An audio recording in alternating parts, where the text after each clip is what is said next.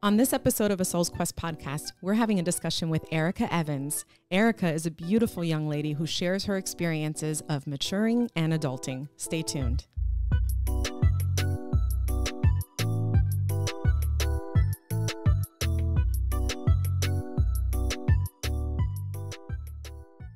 Let's take it from the top. Okay. Bob Marley said that, I think. Take it from the top. I don't want to say that on camera. But yeah. Okay, so I know a little bit. I don't know very many lyrics, but I know about Bob Marley. Okay, so tell us about you. Start from, like, where were you born? Okay, so I was born in Brooklyn, New York. Brooklyn in the house without a doubt. Oh, sorry. I got carried away. Oh, I'm going to hurt y'all feelings because I don't know nothing about it. I was born in Brooklyn, New York. And I guess the story behind that is my father was running from the cops. Oh. And my mom fled with him. Oh. Okay. And then I was a preemie, so I wasn't even supposed to be born up there. And then 6 months later, they came back. So I'm Florida. So I'm pretty much a Floridian. Just a Floridian. But yeah, born in Brooklyn and then raised here. And we pretty much never left. I moved in different spots in Fort Pierce, but it's Fort Pierce. Fort Pierce. The fort. The fort. The fort. I love the fort. But yeah, so my father is Jamaican and he was here illegally. So yeah, he had his bouts and at the age of 3, he was deported. So when you were 3? When I was 3. Okay. At the age of 3, when I was 3, he was deported. So the family dynamic at that time was me, my father, my mom, and then my little brother, because we're 2 years apart. And I didn't quite know what was going on when he got deported. I just know that he was in a place and we used to go visit him. I used to be like, well, when you coming home? That's it. Yeah. And then I didn't see him again. And that's pretty much that. So when you said that you used to go visit him, you guys constantly went back and forth to Jamaica? Well, no. So I never been to Jamaica. Okay. And so let me elaborate that a little bit better. Let me go back. So when we lived here, like I said, it was just me, my mom, and my dad and brother. And for a while, we stayed in this in a house on a dirt road, and we had like a little farm. Oh, it's very, very nice. like goats, chicken. Oh, really? I was just about to ask, did you have animals? Yeah, oh, wow. Goats, chicken. I actually had a chicken. It was a pet chicken, and we ate it. Yeah. Omar has a similar story. I do have a similar story. I didn't know until they told me, but yeah. And at this time, you know, my dad, he was a hard worker, but he did his doings, kind of like sold drugs on the side. And for what I understand, he never was arrested for that. But he was arrested for like other stuff. And then it added up. So then they put him in a facility down south. And I think it was either Palm Beach or Miami. I couldn't quite remember. So back and forth, we would drive like on the weekends to go visit him. Oh, okay. During that time. And then I remember like going to the facility and pretty much like just seeing him in a colorful suit, and then we eat snacks, we talk, and then I was like, "Oh, are you coming home?" Because I was a daddy's girl at that time. I was spoiled. Yeah. And he was like, "Yeah, you know," and then because they wasn't really telling us anything at the time, and then he was gone, just like that. And then later on, you know, it was revealed, "Oh, your dad got deported." And I was like, "What?" Right. So at that stage, I mean, there's always an affinity between the father and their daughters, mothers and their sons, and at that early age, having that separation from your father, you know, what are the emotions that went through you? What sense out of that situation were you able to make sense of? It was weird for me. And then emotional, because like I said, I was a daddy's girl, so I was spoiled. Like he used to, if I wanted something, I could point and he would be like, "Oh, get it for her." So seeing him leave and then them not quite explaining what it was at the time, I cried a lot. Like I remember just being like very emotional. And I remember just constantly asking, "Well, can we just go where he at, or can he come home?" And because I was so spoiled, and I always was like give me, my mom had to break me out of that. So that meant like spankings in the store. Cause I used to have like the tantrums, you know, cause you're a kid. And she's like, you ain't getting that, you know. So I used to get like little spankings, and it was different. I was like, you know, so I had to get used to just being me, my mom, and my brother. But it wasn't too much of a big shift, in a sense of, like how living wise at that time, we were still comfortable, but as in the dynamic of just having a male figure at that time, it was different because he wasn't there. Right. Yeah, and how was your mom? And I'm sorry if you could interject at any time. How did your mom handle? Because now it's you, your brother, and her. How did she handle? What happened with her during that time? How was her demeanor towards you guys? How did she feel? What did she do? How did she handle that situation? My mom always been like very independent. That time, I don't know if like finance wise is how she handled it. Because my mom also had her battles at that time. My mom is a former addict, and we're okay to share that. Okay. She didn't like use in front of us or anything like that, but I think that's how she coped with everything. So at that time, I just remember, you know, I still went to like daycare. Were you aware that she was an addict at that time? Like, was that something that you were just like, I know something's up? I know something was up, but I didn't know what it was, if that makes sense. Because she's going through her battle, and you hear the family arguing with her, but you don't know what they're arguing about. Because I'm a kid. I just know like adults are fighting, you know, in my eyes. And at that time, I was still a happy kid. You know, me and my brother, we played. You know, all we did was play all day and sleep.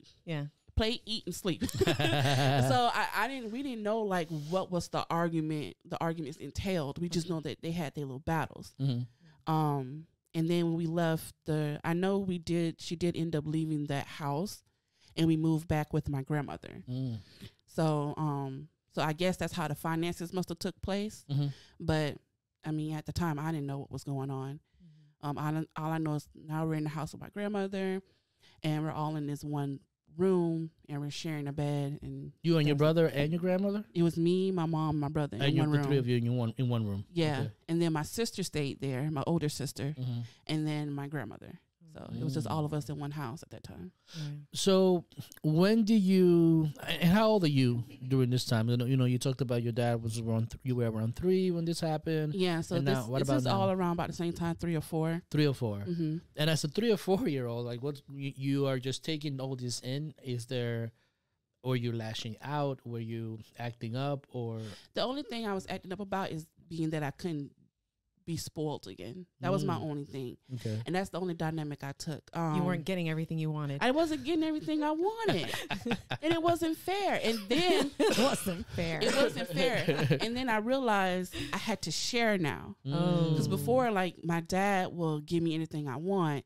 If it's like candy or something, all of a sudden they'll buy one and you and your brother share. And I'm like, why? I don't want to share with him. Yeah. So that's, you know, it was kind of like that. And then when we all was in the house together at my grandmother's house, I just remember like I missed having my own room to play with your dolls and stuff. You know, you don't have all that anymore. Yeah.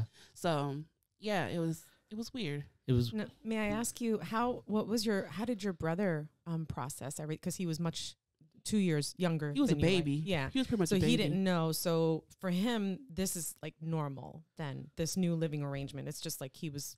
Yeah. Because he was so young. He was.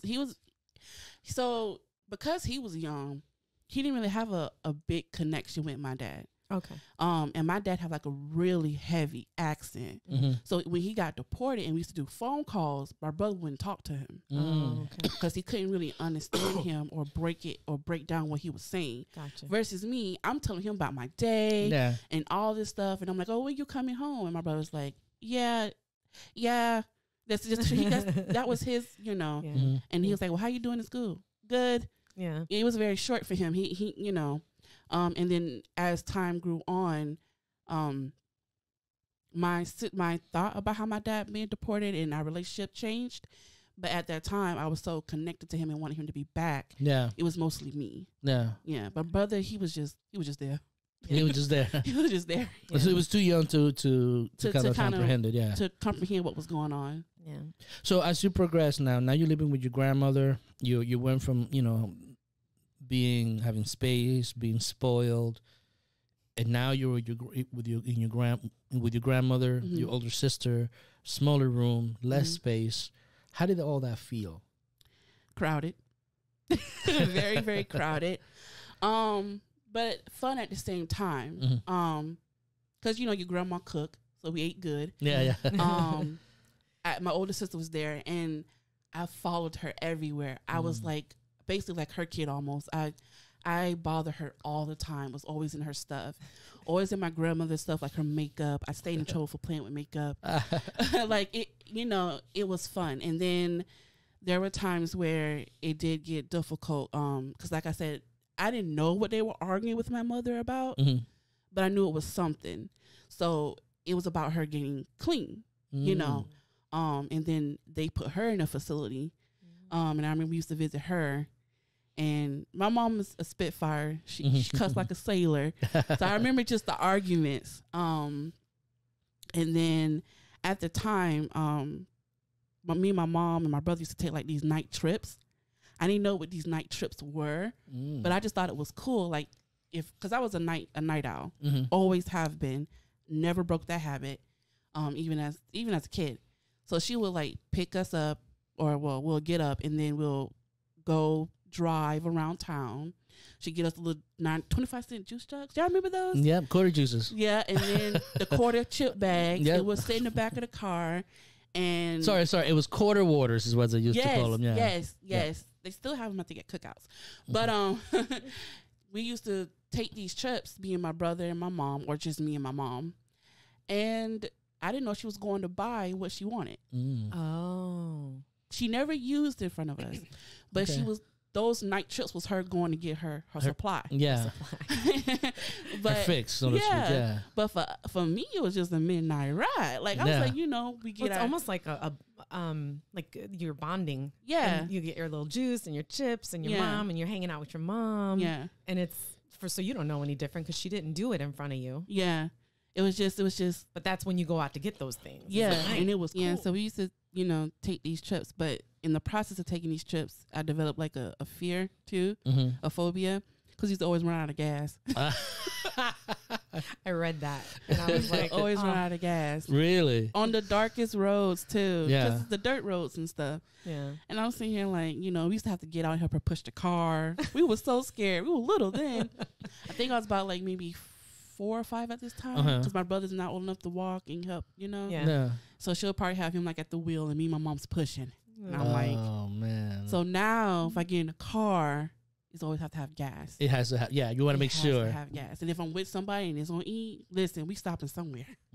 Yeah. So you said that you started noticing that they were arguing. Your grandma, your sister, and your mom. They were, when did you discover that there was an actual issue when it came to substance abuse with your mom?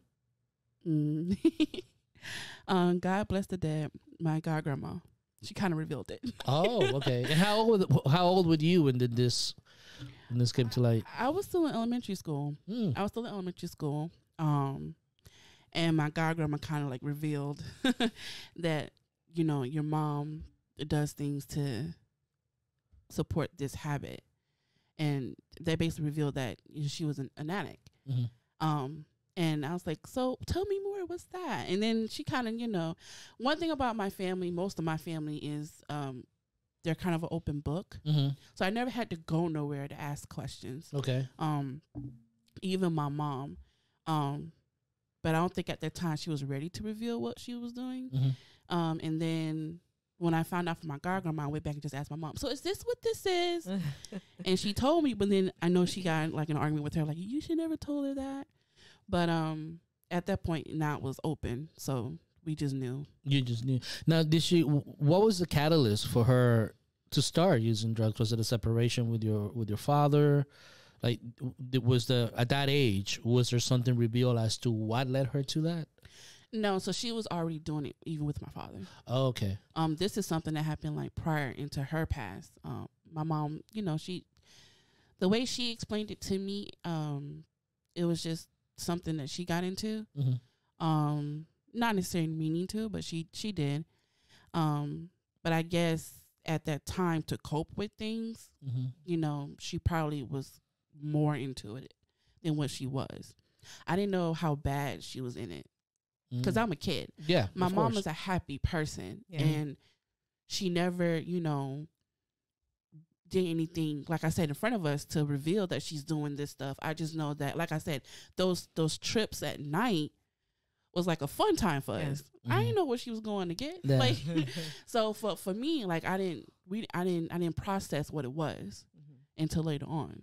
So did she, when it was revealed, did she give you more information? Did she tell you that, or was it more noticeable to you? It was more noticeable. Okay, but she still didn't use in front of you. She just, no. But you knew. But I knew what it was then. Right. But you said that she went to a facility. Yeah. So what happened during that time? Like you were the rehab.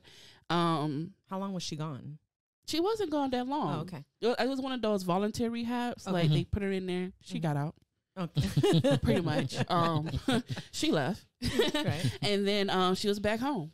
Okay. But she was still addicted at that point. She didn't go through the process or whatnot. I guess they have to go through stages or whatever. She did at one point, and then that was that. And then she was still using. Okay. Mm-hmm. And then I remember, I think this is around 4 or 5. I remember we were coming home from daycare or school one of those days, and she was pulling up into my grandmother's driveway, and an officer pulled up. And then me and my brother, we just looking like we didn't know what was going on. Yeah. And he basically was arresting her in front of us. In front of you? In front of us. Oh my gosh. And my god grandma stayed across the street. So she was like, because nobody else was home. So she was like, go to your grandma's house and just wait till grandmother get home. Yeah. So my birth grandmother. So I see the guy putting the cuffs on her. I see her go in the back of the car. And then we walked over, and she said that was the turning point for her to stop when she saw our heads looking out the window while she was getting arrested. Wow. Yeah. So now you're seeing your dad go. Mm-hmm. You see your mom come and go out of rehab. Now you see her getting arrested as a 4, 5, 6-year-old. Mm-hmm. What's going through your head? I feel like my parents just disappearing. That's pretty much what it was. So how did it make you feel? It was weird. Now, when she was arrested, was she gone for a while, or was it just?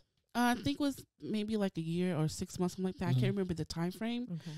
I just remember at that point, my aunt and my uncle stepped in, and my grandmother and my sister when she was around. So they was taking us to school. They was taking us to doctor's appointments, you know. And it, you know, it was just weird. Yeah. It was, everything just became like a weird thing, like, you know. And then I remember like getting awards and stuff, and my grandmother being at the award ceremony. Yeah. But not my mom. Yeah. And then that was that. But what about, that's what I'm interested in here in getting from you. Like at that age, at that age, you're dealing with all these things. Mm-hmm. Obviously, you're performing well in school. Yeah. You see your grandma coming to your functions, but now your mom and your dad. How does that make you feel as a young person? You get jealous of the other kids. You get kind of jealous because you see other kids' parents there, and you want your mom and dad there. I was already jealous because my dad was long gone at that time. Mm-hmm. So I didn't get to have like, I didn't get to run and say, oh, Dad, look at this. Yeah. It was my mom at first. And then when she left, you know, I started doing real good in school. Like I started getting like, you know, awards for good participation, all sort of stuff. So my grandma would dress me up real nice and we would do all this stuff. But I remember like, I kind of want my mom here. Yeah. So you see the other kids see their parents and you're kind of jealous. But you're a little kid, so you know, you fight through it. But she wasn't gone long. So that I think that was the good thing about it. Mm-hmm. It was kind of like a blur, and then she was back. Yeah. And when she was back, she was like kind of chunky, and she was happy. Mm-hmm. So, and then she was there. She was at the award ceremonies and that kind of thing. So, but when it happened, I just remember feeling jealous of other kids. Yeah. So your mom comes back home and you pick up right where you left off with your mom, because for all intents and purposes, you had a good relationship with her. So that was a nice thing. So then what you get through middle school or elementary school, and your mom is doing well. Yeah. So, okay. But she's still around like hood guys. So she's dating these different men, not a lot of men. I remember like two main guys. And then we moved to the projects. So she got independent. So she got housing assistance and we moved to the projects. I remember that vividly because I remember moving out of my grandma's house and getting my own room again. I felt like, yes.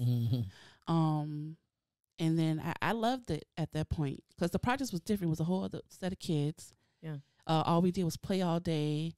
And I didn't know what was going on, you know, but it was a good time. But the guy she was dating at that time, well, let me change that. She ended up marrying him. His name was Mike. Blessed to death because he passed as well. But she was dating him and they were married. And I remember the dynamic changing because then I had a stepbrother all of a sudden. He didn't stay with us, but every now and then he'll be in and out.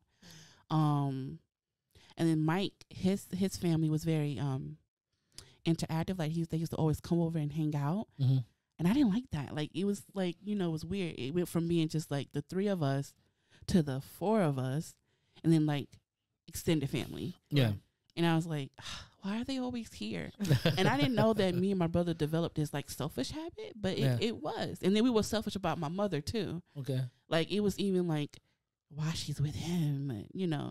I don't know if you ever heard of the Stepdaddy song. That's exactly how we felt. Like, you ain't my dad. Why are you here? Yeah. You know, it was just weird. And one time he whooped me, and I was like, I don't like this man. So the dynamic was different. It changed, and this is towards the end of elementary school. Okay. Yeah, because you went from having like a home with no father figure to now like your mom's doing both roles, and now you have this man in your life, and it was weird. You have to share your mom now, and I didn't have to, and I didn't know how to process that at first. I like hated him, and it wasn't his fault. It was more so like, why are you here? I shouldn't have to listen to you. Like it was like that. I was selfish, and I developed that talking back habit at this time because I didn't want to listen to him. And my mom, you know, she was like, y'all can't be that way. But we were I guess we were spoiled kids. Like, no, we wanted you for us and us only. Yeah. And I guess when he came about, I was like, who is this guy? Yeah.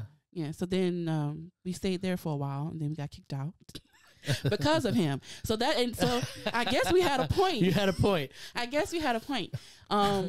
And I remember that vividly. What do you mean you got kicked out of public housing? Yeah. Okay. Because of him. It was. Well, take us through that story.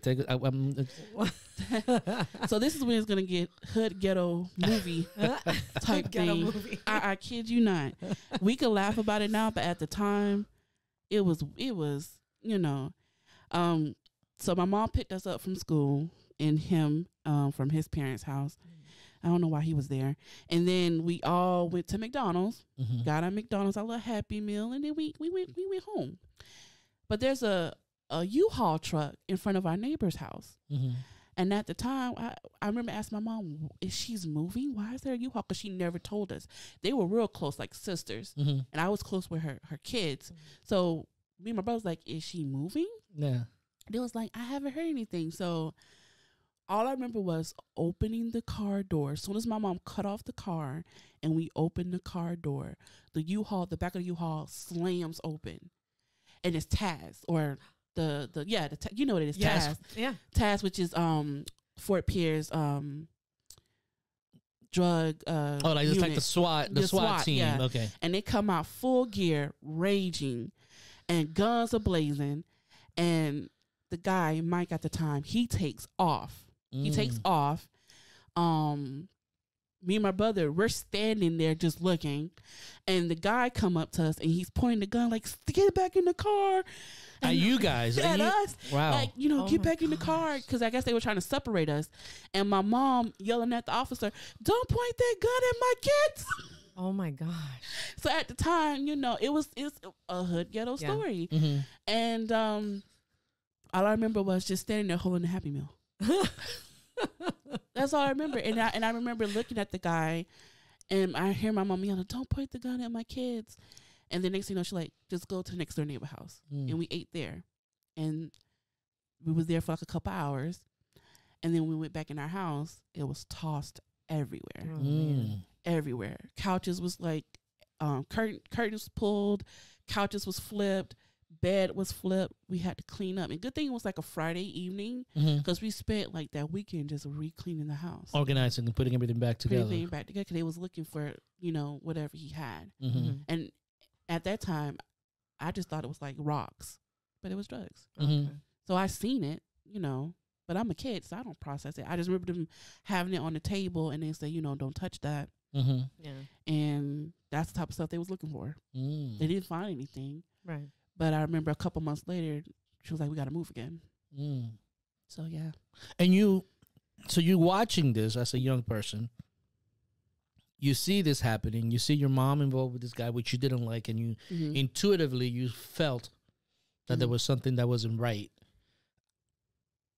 When all this stuff happened, what do you think? I mean, this is a lot to process as I'm standing over here listening to that. You were a young person. You get not a young person. You're a kid, baby, in essence, elementary school, with a gun being pointed at you. I thought it was normal. You thought it was you thought all this was just normal. I thought every family went through this type of stuff. Really? To be honest, interesting. I didn't, because my mama didn't shelter us from like TV and stuff. So I used to watch like all these programs. So I thought it was normal. I thought what we were going through was normal. It wasn't until I shared my story later on in life I realized, dang, we were kind of ghetto. like we really went through some things, and I didn't know it was trauma until later on in life. So I didn't identify as that as a kid. Yeah. For me, it was just, okay, this happening, so now we got to move again, or this happening, and now we got to move again. Seeing the drugs on table, I thought it was just, like I said, I thought it was rocks. I didn't know. I just know we couldn't touch it. It was adult stuff. Yeah. And then as I got older and you start learning, you know how you have those educational classes, like the sex talk and the Is that in elementary school or it starts in elementary school? Does it really? Oh, your parent has to sign a form, because we went every year. My mama wanted us to go. Okay. We went every year. Okay. And then you start learning about the DARE program. Yeah. Oh, I do know. Yeah. The DARE program. And then you realize, okay, so this is wrong. Okay. I never said nothing to the teachers or anything. Yeah. But what my mama knew was involved in was wrong. Or what the guy she was with was involved in is wrong. So when you realize that, wait a minute, what I'm seeing and then what's happening, and again, you're young, you're a kid, and you're seeing this, you're already having like a moral conflict, right? How do you deal with that conflict? I mean, I'm assuming you're 7, 8 years old right now. How do you deal with that conflict? You're seeing this at your house. You go into school and they're telling you, no, that's not good. It's not healthy. So you go back and ask your mom. Okay. and how did that go? She was just basically like, don't tell what's going on in our house. That's pretty much how she, she was like, yeah, it is wrong, and I want you guys to do it, but don't tell what goes on in our house. And that pretty much was what it was. And at that time, you just do what your mama say. You don't tell. Right. So I didn't. And I went to the same classes like every other kid, learned about how bad it is, and I went home and I told her what I learned. Yeah. But she was like, oh, okay, good. Did that shift, though, in perspective make you feel like, did it make you feel like, I don't want to be in this house, in this environment? Or did it make you like, well, you know what happens in my house is what happens here. I love my mom. I just feel like we shouldn't get in trouble. Okay. I feel like, we can get in trouble. That's what I kept saying. So you to just her. kept. I was like, well, the things that so-and-so do, we can get in trouble for that. Okay. And she's like, you only get in trouble if you tell. Okay. So you had an awareness that this is not, this isn't good. That's what the DARE program and stuff used to introduce. Kind of helped me understand, like, you don't do certain things. Yeah. Gotcha. And the guy she was with did do certain things. Right. and you just don't tell. So how did she justify that relationship, even though you guys were kind of like put in the middle of it all, but she was still willing to marry Mike? Mm-hmm. How did she justify that to you, or what did she say when it came to that? When you saw that, it's like, well, I'm learning this in school, and you know, Mom, that is not proper or good, but you're still with him. She justifies how he made a living. Okay. How he made a living. And then she was with him up to my middle school years. Mm-hmm. So, and again, at this time, you know, my mama didn't sugarcoat anything either. She was very open with everything. She revealed your daddy used to sell stuff too. So, and then I realized, well, dang, everybody used to do this. Yeah. But I thought, again, you know, for me at a kid time, I thought a lot of kids' family lives was like the same. Yeah. So a lot of kids out of families were probably doing the same thing. And you saw that same thing in your neighborhood, in your area? Not necessarily in other people's homes.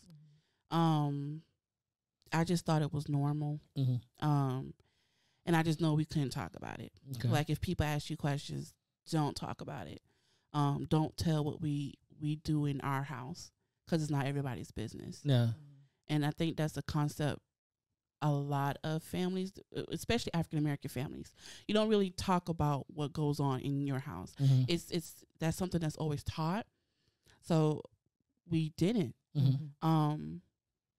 until like middle school, and I met someone whose father also got deported, and I was able to start talking about it. And then that's my best friend. She's still my best friend. So take us through that part, because now you're getting old. You're getting older. You're in middle school now, right? Yeah, you're in middle school. Okay. So take us through that.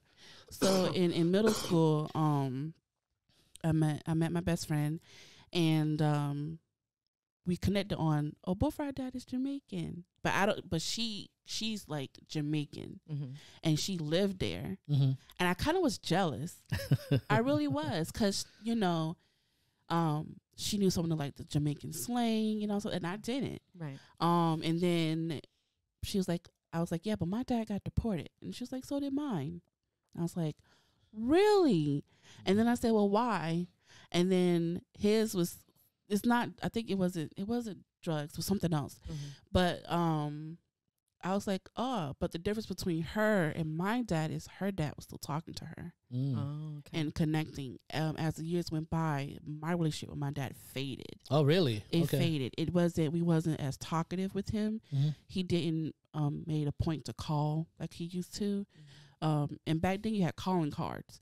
So it was always us buying the calling cards. And then at some point, you know, I think my mom got bitter about it. And she kind of had a point about it. Like I felt her reason. Why should we always have to reach out? That was her reason. So we kind of just like, you know, we faded. Yeah. So by this stage, now you're getting out into your tweens, beginning teenage years. So you're beginning to be a little bit more questioning more, a little bit more rebellious. And now you don't have a connection with your dad. How does that make you feel? I think, like I said, I was more jealous of my friend because her dad and her used to talk. And I wanted that same connection. But I was also developing like this anger about it. It wasn't, before it was more of like a missing phase to the point it was an anger phase. Like it was like, it's not fair. And then I was like, well, if he can do this, how come my dad doesn't do that? He doesn't call me. He don't even call me on my birthday. Does he know my birthday? It was kind of like that. Yeah. And I remember just telling my mom, she was like, and at this time, she was just like, it's okay to feel how you feel. He's still your dad. She never bashed him. She's like, he's still your dad. And when he was here, he took very good care of you guys. But it's okay to feel that way. It is okay. And I would tell her the differences of how what my friend dad used to do versus what my dad used to do. And she said, it's okay. He still loves you. It's just maybe right now in his life, he probably can't afford a calling card, or, you know, and that's how I took it. Yeah. But I was angry about it. And I think at that time, I just started developing a lot of anger. So did that anger manifest in any aspect during that stage? Did it manifest in any negative way in school and in a home? School wise, my sister was over my school life because she was older. Me and my sister are 15 years apart. So my sister took over our school life, and she put us in like honor classes and all that stuff. Well, me, because my brother was in elementary still, but with me, so my mom let her take charge of that. Okay. So I didn't get a chance to mess up when it came to school. But at home, I started developing a talking back habit. I started developing this. I want to say my opinion, and I got in trouble for it. A lot. Me and my mama started the clash towards the end of middle school, but at that time, I just remembered, if I disagreed with something, I said it, and I don't know if it was from being angry all the time, but I think it started there. And how did that evolve as you were getting older? You go into high school. How did it evolve with that? Like with your relationship with your mom now at this point? And was she still, and I don't want to keep harping on the same thing, but was she still addicted at this point? No. So when she got out of jail, she was clean. Oh, and she's been clean since then. Oh, good. Okay. Like she said, she revealed her turning point was seeing us watching her get arrested. You said that. Okay. And she's been clean ever since. Oh, good. Okay. And that's, I don't know how many years now, but I know it's over 20 something years. Right. So let me ask you this, because I feel like when I've talked to people, because I worked at a place where there was, drug addicts and whatnot, or I did an internship there, they would express their relationship with their significant others or their family members, and it was tenuous and, difficult and challenging. And then they come out and they're clean. Like, did that shift your relationship, or was your relationship always sort of just this? It was the same. It was the same because my mom was my mom. Yeah. And my mom was actually strong, you know? Yeah. And I remember asking her, because Mike was still, he was a seller. Right. And I remember asking her in middle school, like, Mom, doesn't that ever bother you? Like, you see this stuff? And she's like, no, it doesn't bother me. Yeah. And she said, you guys are my motivation. And she meant that. Yeah. And she never scaled back. Right. So then how was so now you got this talking back thing going on, because I know that gets worse as you get older. So how was it in high school, your relationship with her and that? I was never rebellious in a sense. My mom was very open, like I said. But I did go back and forth with her a lot on everything. And I remember a couple times I just snapped at her. And I understand it. So at this time, towards the end of middle school, going into high school, her and Mike shifted. They still together, but it's on and off. But he was in the house. We left the other house we went to, and we're back at my grandmother's house. Okay. Without him. Without him. Okay. And now we're back, me and my brother in one room with my mom. And so it changed again. So now it's just like, okay, I'm back to sharing. It's not my own space. And I remember just being in high school, and I remember doing all this stuff, and she was just, sometimes we would get in arguments over the simplest things. But the time that I snapped, I remember, and I get it. My mom at the time, she's single parent, and she used to work all these jobs. She worked in kitchens. She worked at the hospital. And my mom is a tiny thing, but she used to be exhausted. And between my brother doing his sports and me doing, I was in the Honor Society. I was in a group called the Precious Pearls, sponsored by AKA. I heard of Precious Pearls. Yeah, I was to work with them actually. Yeah, I was in the American Legion through my grandmother, because my granddad was in the service, and great. And then, so I was doing a lot, and then I started the band. 10th grade, I was a flag girl. Wow. So I was busy. Yeah, I was busy. And then my brother was busy because he's in sports. Yeah, they got games. They travel. Yeah, my mom was exhausted. Yeah. And then she at her job, she had someone she didn't get along with. So she kind of brought home negative energy sometimes, but her frustration kind of bleeded over. So I remember me and her arguing a lot, because she used to be like, I'm tired of picking you guys up. Y'all could ask the other families to bring you home, that kind of thing. And I remember it used to boil. So between me and her battling, I remember going off about why are you getting mad for picking me up from the honor society? Right. Yeah. That's the kind of thing. I said, I have people I know getting arrested and their family picking them up from jail. Yeah. And you are going to pick me up from the honor society. Yeah. And she was just like, you kind of got a point, but I'm just tired. I'm tired of you kids at this point. That's funny that she said that, though. Yeah. I see what you're saying, but still. Yeah. And that's why I said, you know, and I remember like in the middle of high school, I remember just going off with her and I was just telling her, I was like, Ma, it's not fair. Like, you're yelling at me for like the simplest things. And there's girls sneaking guys in their room. Yeah. There's kids out there doing drugs. Like, and you yelling at me because I just want to go to a meeting or stay after for a meeting. No, you need to get on the bus. Like, it was kind of like that. Yeah. So our relationship kind of started getting rocky. Okay. Only because I was opinionated at this time. Right.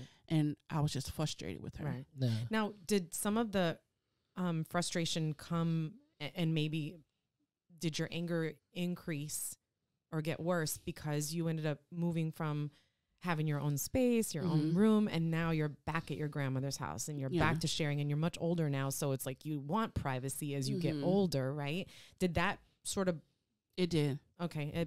It did. And I think it's because I was just over everything.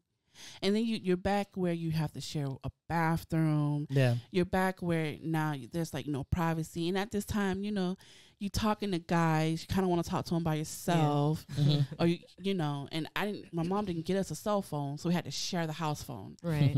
And that was exhausting because then my grandmother, you know, they'd be on the phone all day. Yeah. Yeah. So it was you don't get the phone. I don't get the phone until like late at night, and then you still had to go to bed because of school. Of course. Yeah. So it was just like, this is not fair. And my sister finally moved out. Okay. So I did eventually get my own room again, but I was still angry. And I think I was angry because I was more frustrated with my mom being more upset with me. Yeah. When you're doing what for you is, for all intents and purposes, you're doing the right things. The right things. Yeah. Okay. And it's like, why are you getting mad? Yeah. But she was just tired. Yeah. She was always tired. Yeah. And I think at that time I was selfish and I didn't understand that. Yeah. Yeah. So let me ask you this. What because we haven't really touched on your grandmother. You've lived with her on and off there. What was her act or her role in this whole thing? She was the shelter, the provider of the shelter. But my relationship with my grandmother was not good. Oh no. It was to the point where and again, this anger I had lashed on her too.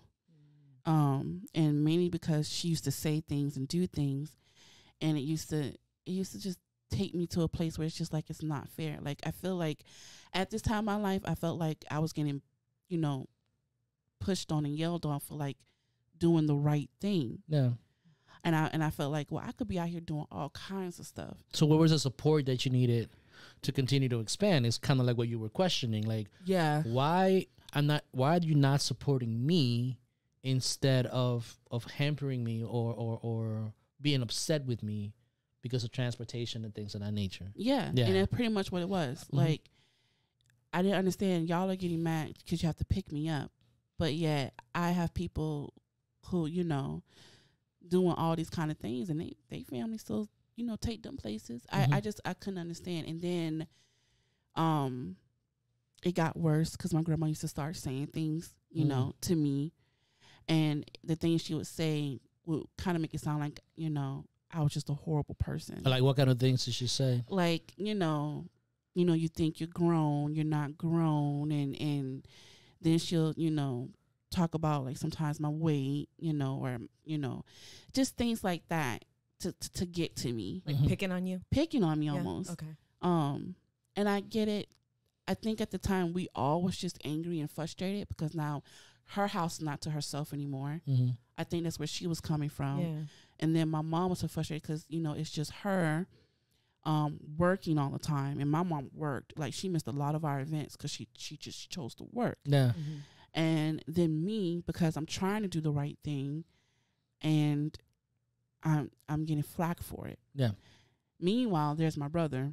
He's just coasting. My brother developed long before me how to just, Just let it roll off the shoulder. Let it roll. And, you know, and I used to always be like, how are you not like, you know, but they never went off on him. Mm-hmm. And part of that is because the dynamic of the men in our family are kind of like, you know, put on a pedestal. Because we don't have many men. Yeah. So I was like, and that's the only reason why you get the coast, because you know they don't come at you; they were coming at me. Why did you think that it was? So you mentioned that the men in your household are put on a pedestal. Yeah. And what do you mean by that? Like, for example, I wanted to try sports. She never took me to get a physical to do sports. Oh, never did. But my brother, physical every year, basketball stuff every year, cleats every year, track shoes every year. I'm like, this is not right. This is not fair.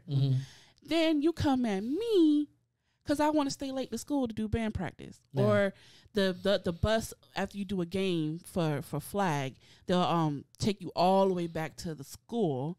So they had to, which is past my house. Yeah. So you have to pass our house to go all the way back to school. So I have to go pick you up. And it's 10 o'clock at night. I'm tired. I go to work at 6 a.m. It was kind of like that. Yeah. But my brother, he got by.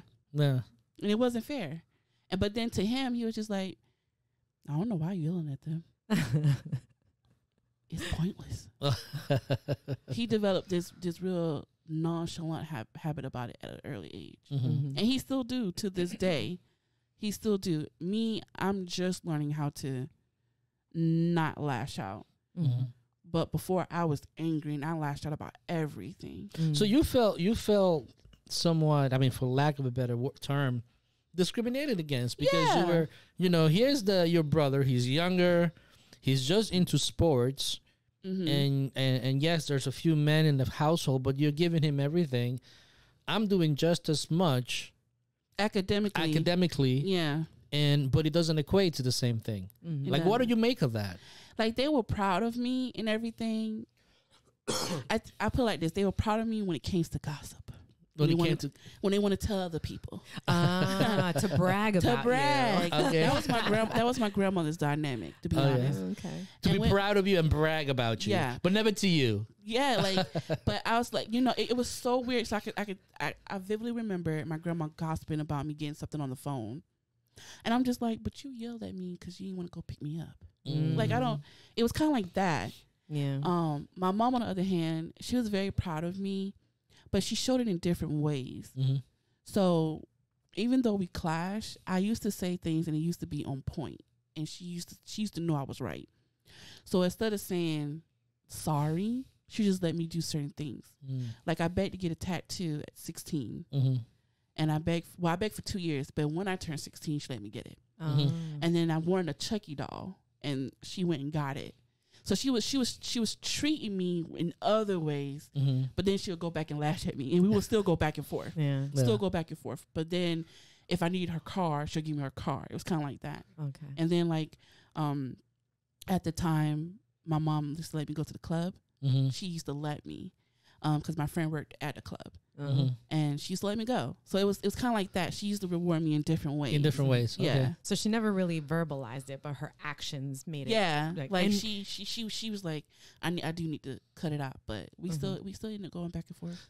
So going back to your grandmother, so you had this party which she praised you in the community with her friends and things like that. But at home it was different, and you guys bumped heads to the point where she always threatened to kick me out. Yeah. Okay. How did that? Now that you're getting towards your later years in high school, what happened with that relationship? How did it get worse? Did it get better? What happened? It got very worse. It got dark. Okay, what do you mean by that? It's to the point where I lost, like, all respect for her. I lost all respect for her. At this point, we didn't have a relationship. But you're living with her. I'm living with her, and I think that's what made it even worse, because it's her house, her rules. And which is, I mean, it's her house, her rules, but I felt like it's not fair, because as human beings we all contribute. Like, I clean up, you know, I help out, like, you know, that kind of thing. But it just got very, very dark, and I just remember us always arguing and her always trying to kick me out. And then she, you know, and it never turned physical or anything, because I would never hit an older person. I never do anything like that. But I believe my anger scared her to the point where I feel like she thought I probably would. Mm-hmm. Because we used to yell at each other, but be in each other's faces. Yeah. But to other people, she seems so sweet. Yeah. Yeah. And it was hard to explain that to even to my best friend. I was trying to tell her, I was like, she's not who you think she is. Mm-hmm. And today she was like, but your grandma seems so sweet. I was like, no, it's not. She's not. Yeah. And it started there, but then it ended up getting worse to the point where I wanted to run away at one point, but I didn't because I didn't want to hurt my mom's feelings. Yeah. And what was your mom? What role did your mom play in that? Like, she must have been hard. The middleman. Yeah. She tried to be the middleman. Yeah. And she knew what I was going through because she did it to her when she was younger. But my mom was rebellious when she was younger. Me, on the other hand, I'm not rebellious. Yeah. I speak my mind. Right. And I get that from my mom. And my mom see it cycling again because she used to speak her mind with my grandmother. So she see me doing it, and she see my grandma treating me the same way she treated her. So she's trying to play the middleman and trying to keep us apart from each other in the same household. In the same household. So on top of having a difficult day at work, then have to pick us up and all that other stuff, and then us arguing at home, it was a lot. Yeah. But I didn't realize how bad it was until I realized I was actually lashing. Like I was angry all the time, and I felt like it wasn't fair. But at school, that was my escape. Like I used to be happy at school, that I had to go home and deal with that. So how was that? Because I could relate to that. You know, you're doing great in one area, then you have to go back home and you don't want to be there, but you have no choice. Yeah. How do you deal with that? Honestly, I kept quiet. I just, I talked to, you want to tell your friends some things, but you don't want to become redundant. So I would tell my friends some things, but then I find other ways. Like I used to draw. I used to write back in that time. I have a Jesus journal. So I used to write to Jesus all the time. Like that was my way of like expressing how angry I was. And I used to, my grandma used to say these things like, you go learn one day. Because, in the Bible it says, honor thy father, thy mother. So I felt like I was going to hell because I was always arguing with her, always. And so I used to write in that journal, Lord, forgive me, because today is just a day. Like, it became like that. I seriously was like trying to, rewrite my wrong in this journal. Yeah. Music was my escape. Okay. Me and my friends used to download music illegally all the time and just listen to it. And that was the way, and then I started, getting into artists, that kind of thing. Gaga was out at the time. Oh. So, I thought she was really cool. So I started getting into her. So it was more like I kind of like put my energy towards something else. Okay. So what gave you the wherewithal to be able to do that? Because there's a lot of people in your situation that channel that anger, those feelings, which are not positive or negative. They're just feelings and the situations that you're going through. They channel that in very negative ways. For instance, people that have gone into drugs and addiction because of it. You chose the other way. What was it within you? What gave you that wherewithal to be able to use those emotions in a constructive way? So I wasn't, into the whole drug thing because I seen it. And I think because I was around it growing up, I never was like, ooh, what is this? Yeah. As a teen. Because I seen it, I seen the weed, I seen the crack, I seen it. So as I got older, I never was fascinated to get into that. Alcohol wasn't a big thing for me, because when I used to go out, I used to drink. Yeah. So it wasn't like, and I feel like at that time, for me to escape that way was just better. Because I was an artsy person, I was creative. So that used to be my channel to just relax. And I don't know why I chose that way. It's just how it was. And I had other adults in my life that would encourage me to do other things or get me into things.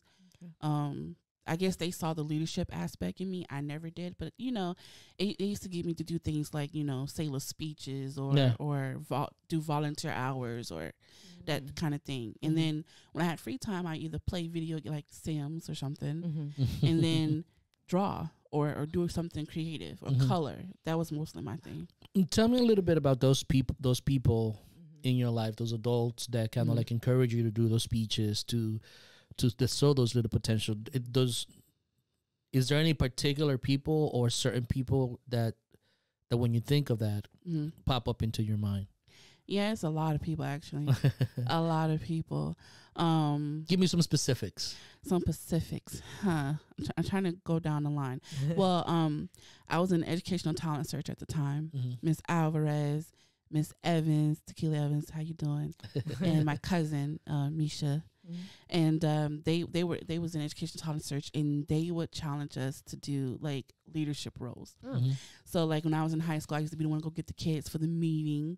When we do tours, I used to be like the tour leader for like the middle schoolers and stuff. When we go to colleges, it was kind of like that. Nice. So those type of people like encouraged me to do good. And then my god grandmother, who I was actually more close with than my grandmother, she encouraged me to just talk it out with her. And I did, and I developed like this really strong bond with her. And you know, they basically showed me that, you know, you can do things, because I was a self-doubter. I really was. But they saw something in me. They saw I was charismatic with people. I'm an introvert, but I'm not afraid to talk, I guess. Yeah. So it was just like, well, go do this. We're finna do this. We're finna try this. So they did that for me, and I started developing, you know, certain skills. And then I ended up volunteering in high school at the front office. And Miss Hall and the ladies up there, they showed me things. And I started learning my office skills. Okay. So I started developing all these skills to help me, you know, do things and get better. And that helped me forget all the negativity that was at home. That was happening at home. Yeah. So that's interesting, because one of the important parts, I mean, I worked in Fort Pierce and I worked in the hood, you know, so in the area, so I'm very familiar with that location. But there's a lot of great people that guide you in there, and I don't think a lot of those people get a lot of credit for the things that they do for individuals like yourself. Why do you think they took such an interest in you? I don't know, to be honest. How can anybody not be interested in Erika? She's like a magnet. But think about it. There were other people, right? That they show interest, but they you know, I mean, I know working in schools, I don't like Miss Alvarez or Miss Hall. They're always so strict, you know, and there's a lot of kids that complain about individuals like that. But they saw something in you, and somehow you continue to listen to them. Yeah. And what happened? Tell me. Well, honestly, I was just a respectful kid. My mom did play the radio about our manners, you know, and you know, my raising up wasn't, you know, the same, you know. What is it? The normal. Right. My mom was. It was atypical. Yeah. Let's use atypical. Yeah. So my mom taught us, like, you know, how to behave and how to be mannerable. And I guess they saw that I was a very mannerable kid. And then I was good with, you know, talking to people.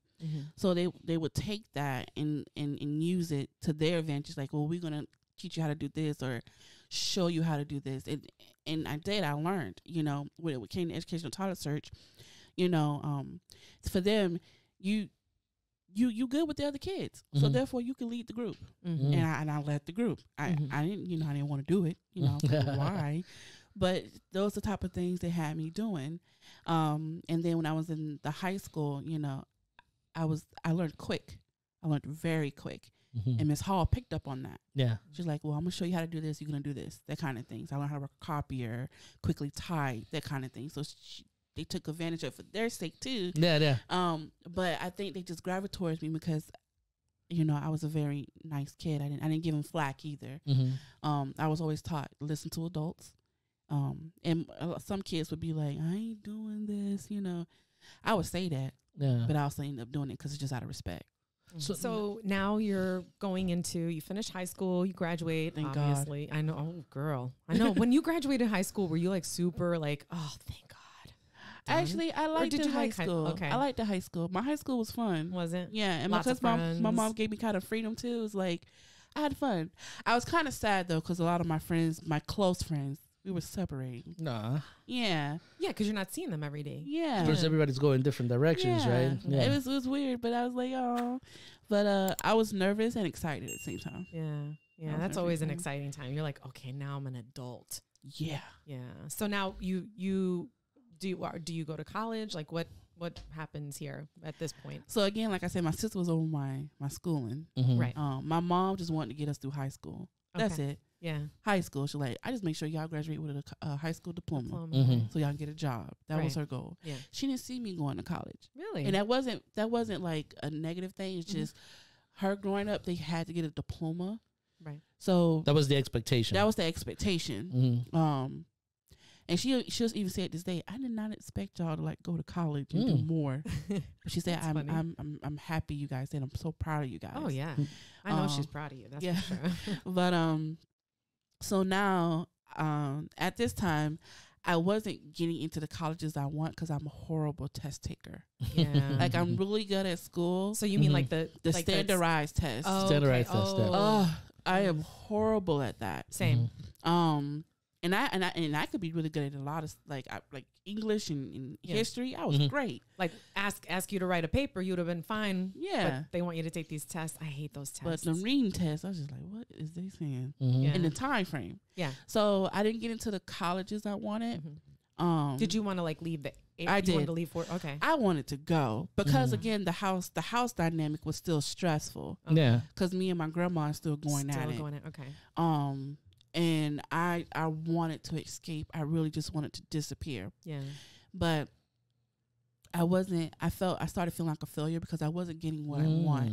I wasn't getting to the school I want. I want to go to St. Louis to go to Washington University. And I didn't get in because my test scores was like standardized test. Yeah, it was horrible.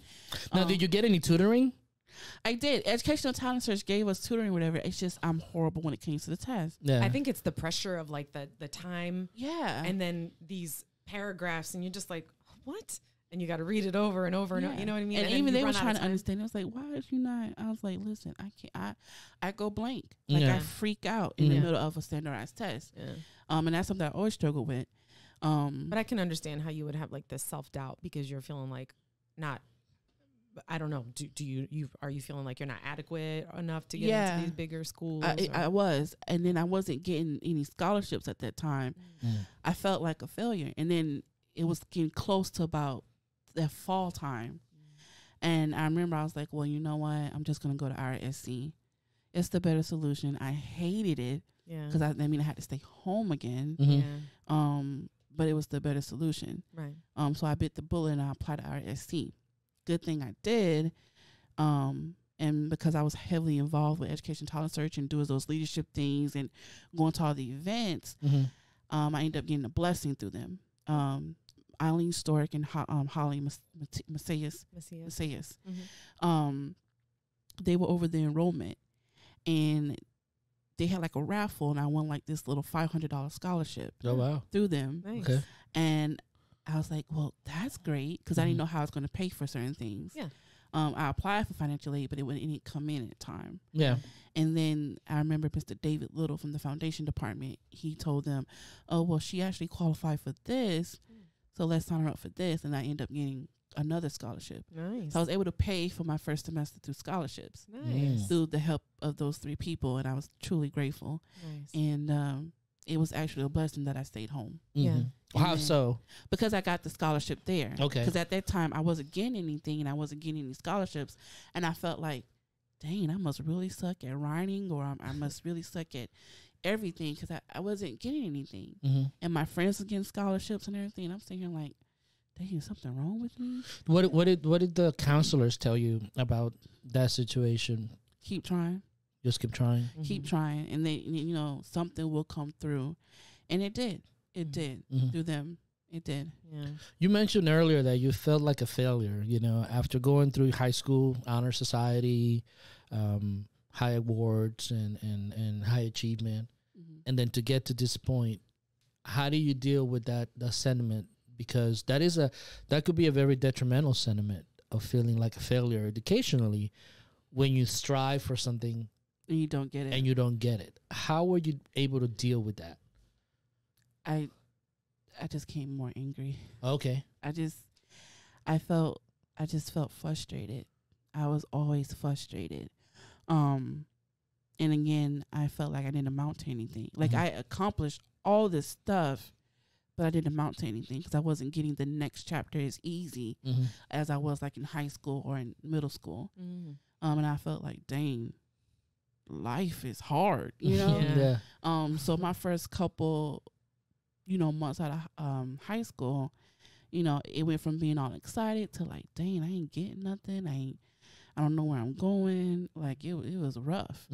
My sister stepped in. She helped me apply for financial aid, and then the ladies at the college, you know, helped me apply. And then I ended up becoming part of because I was in education and talent search. They was like, go to student support services, and those ladies helped me. Miss Betty, and you know, she was very nice, and that, thank God, because I didn't know what direction I was going in. I know I want to go to college, and I wanted to either be a lawyer or an anthropologist. So, oh no, more anthropologist, not lawyer, not anymore. An anthropologist, but I just, you know, if it wasn't for them, I don't even think I would have, you know. Why anthropology? That's a very it's a very interesting field. But I want to know why was there something that you wanted to do? I like the dead. Okay. Does that sound bad? Yes. No, not at all. I mean, I find it interesting. I find it interesting. No, honestly, I love horror movies. I love hearing about haunted things. I love murder cases. And this is even at a young age. I used to watch horror movies at the age of 3 with my mom. That's why I said my mom was a very open mom. And you know how your friends like, you watch that? Yeah. And I know everything.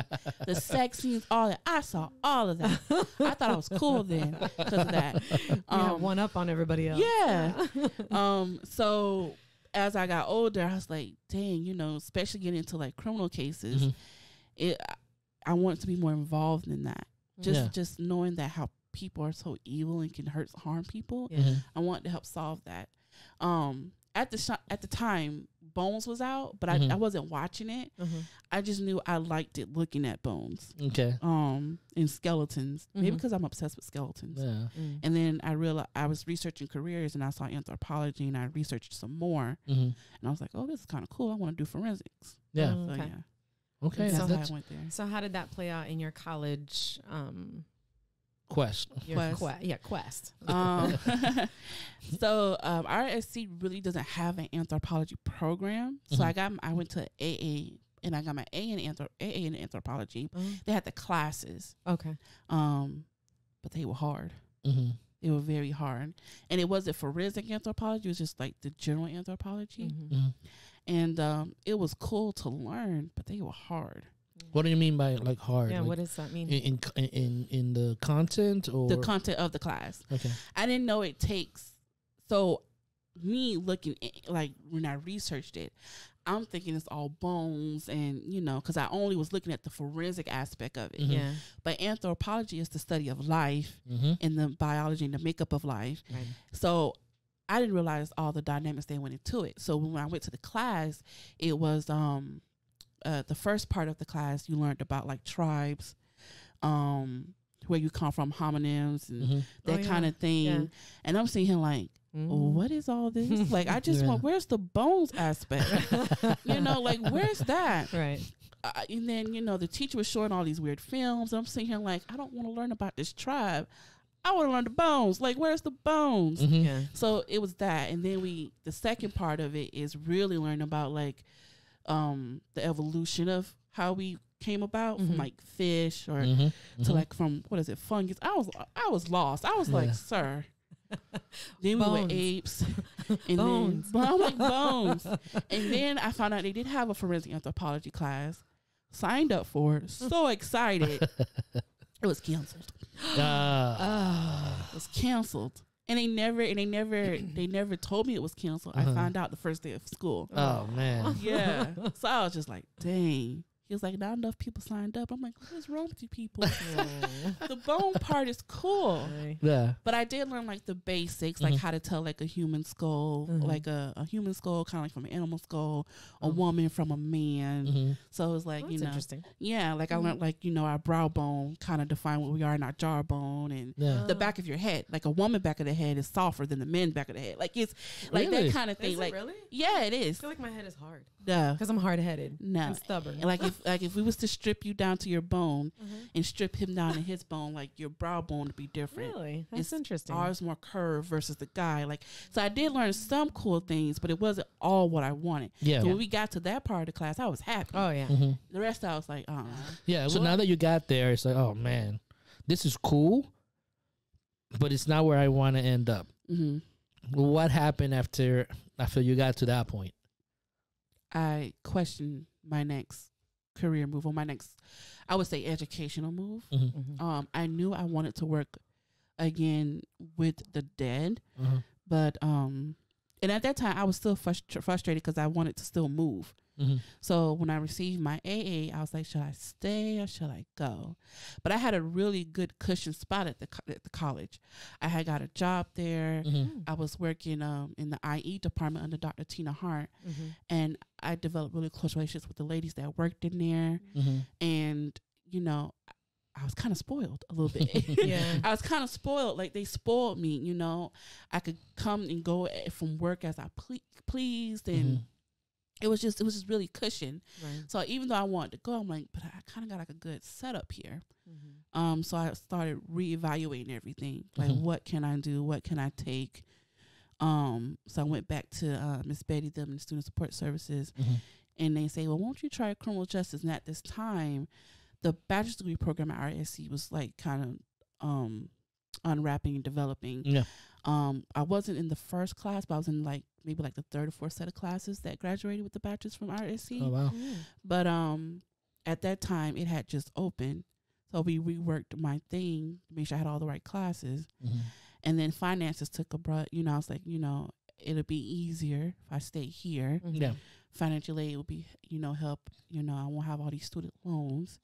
So part of it was more so like to save money. Yeah. And then I was like, well, I might as well just do the criminal justice program. And I did. Okay. And how was that? Yeah. Awesome. Yeah. Awesome. But at the same time, not enough. Not enough. Not enough bones. Not enough bones. But it was awesome. I ended up meeting some really cool professors.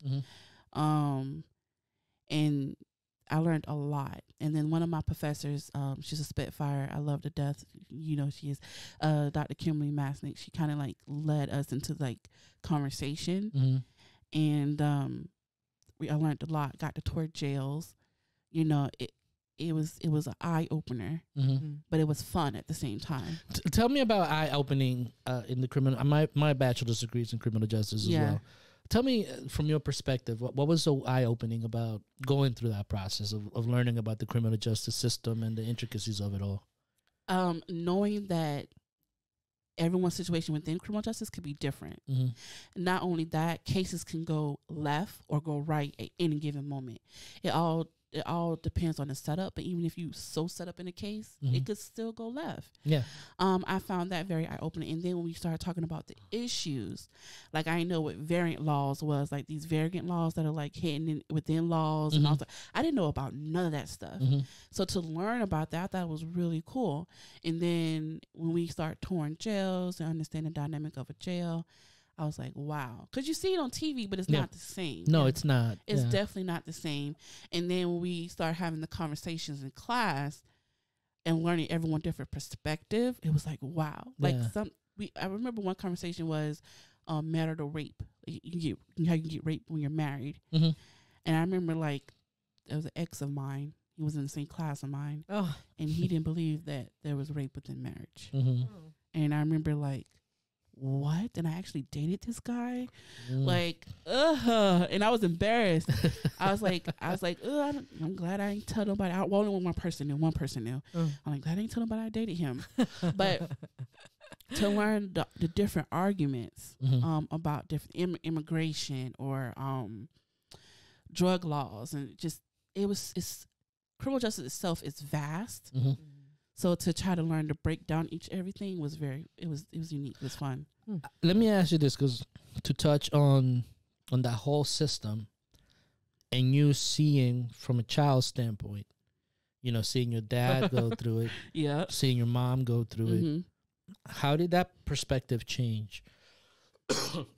you know that it's a joke actually. Oh, really? It's a joke between me and my mom. Oh, really? Oh, funny. It's a joke. It's a joke. She was like, "You study criminal justice, and I'm a criminal. I'm a felon, and you, you know."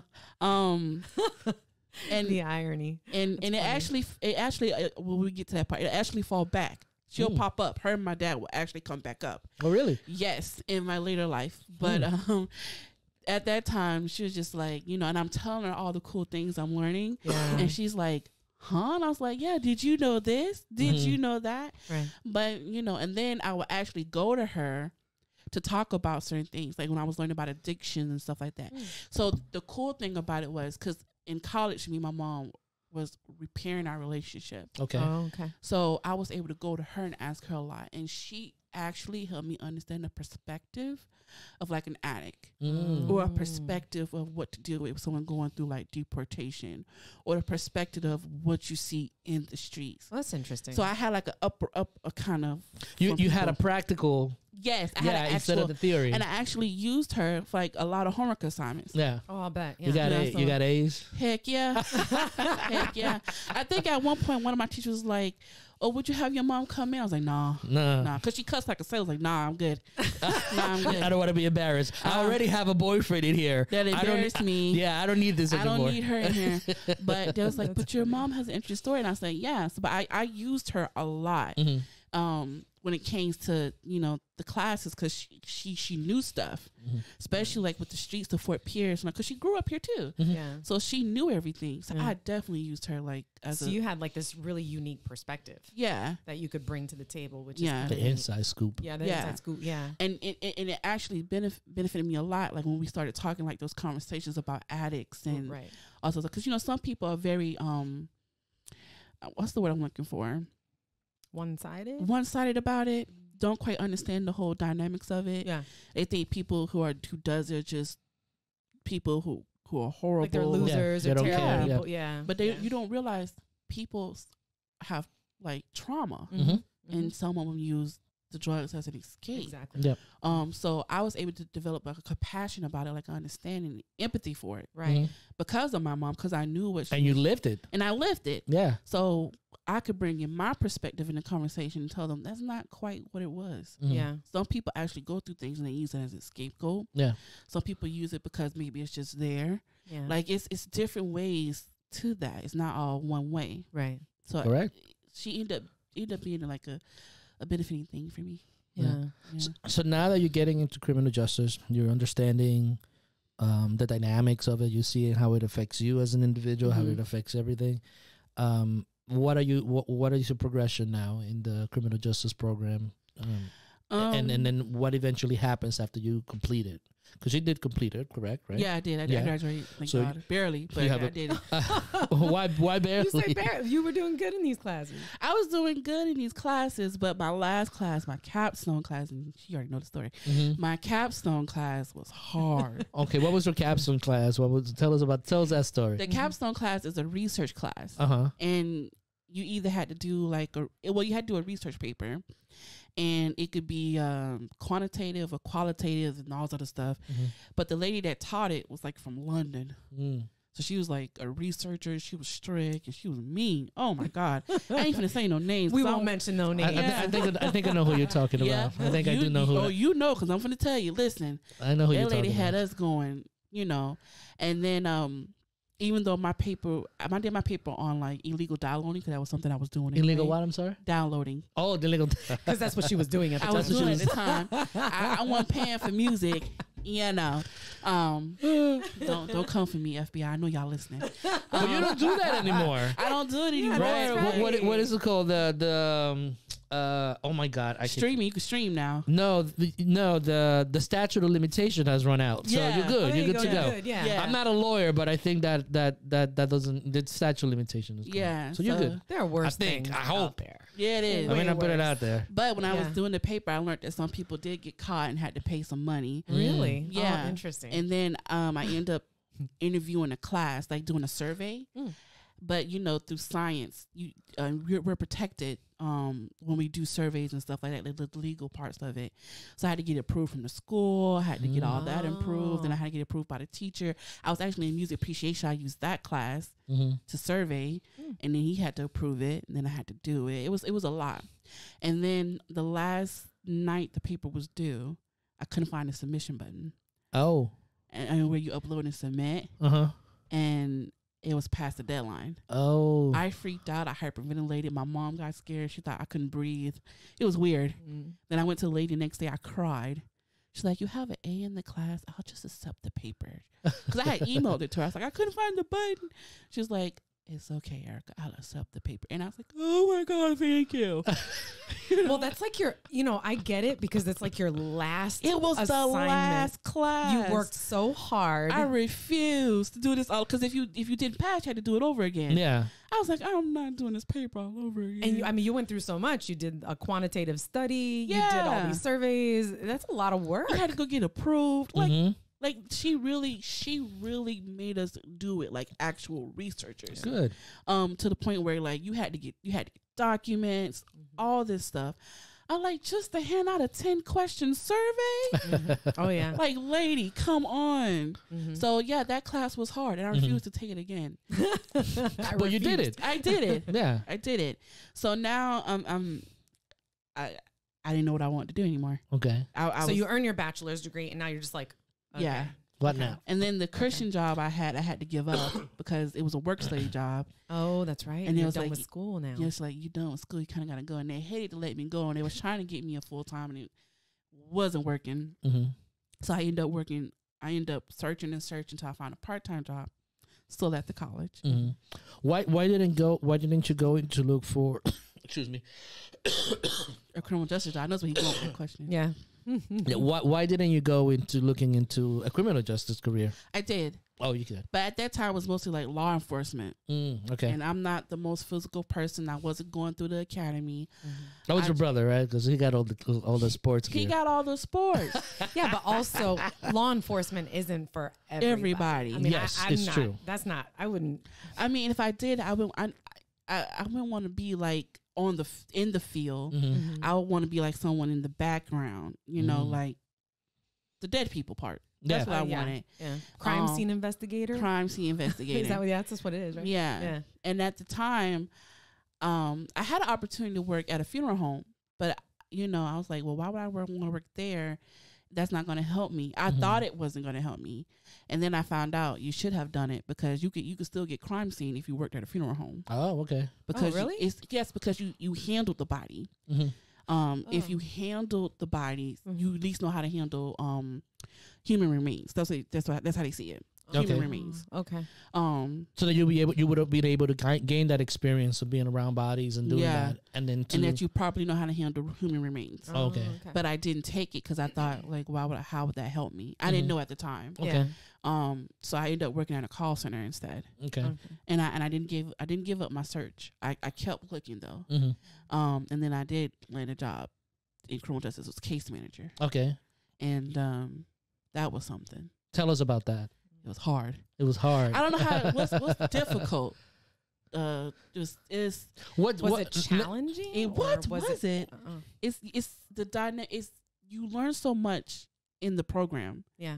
But I think actually being in it is a whole new dynamic. There's a big difference, and I've seen it with the people that I worked with. I took in a lot of interns. Yeah. And there's a big difference between the theory that you learn in the classroom and what actually happens on the field. So I think that's what you were alluding to. Yeah. So what were some of the things that you saw that didn't prepare you for what really happens on the field? Emotions. What do you mean by that? They tell you about the things you might hear and see, but actually hearing it and seeing it or dealing with it it's a lot on the body. It's a lot on the body and the mind, because we don't realize as humans we take on other people's emotions. I know that saying like if someone around you comes and say they're tired, then you'll start feeling tired too. You're taking on people's emotions and baggage yourself, not realizing that you're doing it because us as humans, we're compassionate to others. Yeah.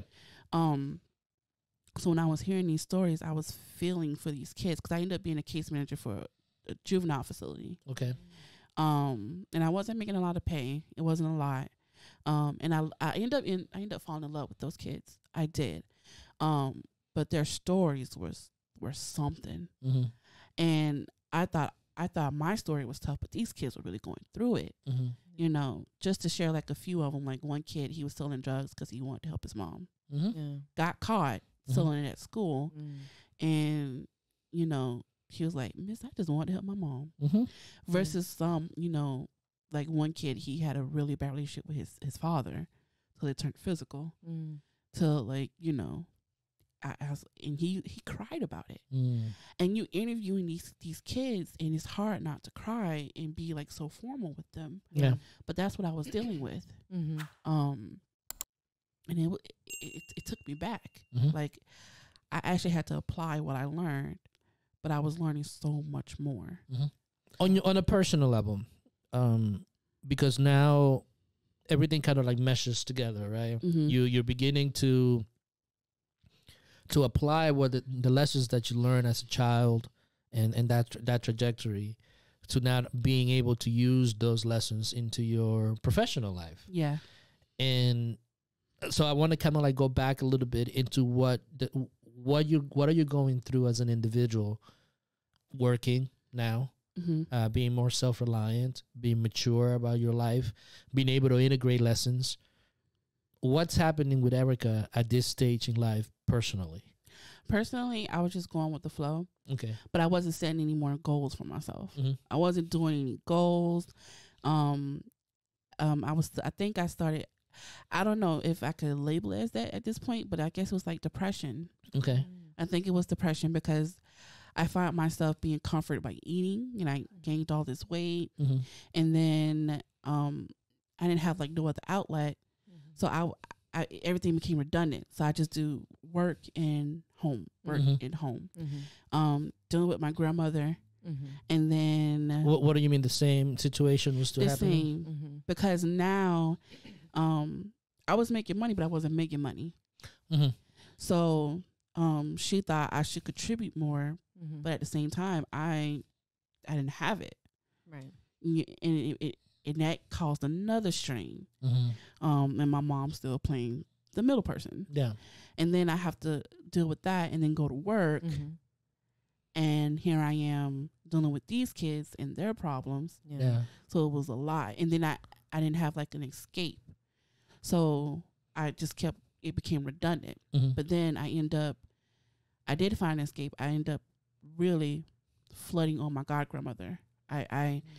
Because she was like, anytime you want to just come and rest, you come over, and I did. But I also like talked to her about everything, and then I just rest. Like I slept a lot. Yeah. But I ended up that job was so demanding. I ended up taking work home, bringing work back. Like it took up most of my time. So I didn't plan no more goals for myself. I didn't have any, and I just became very depressed. In the previous part, you talked about feeling like a failure. Yeah. And I'm sure that one of your objectives was to move away from that environment. And I never did. And you weren't able to. Did those feelings affect your depressive state? It did.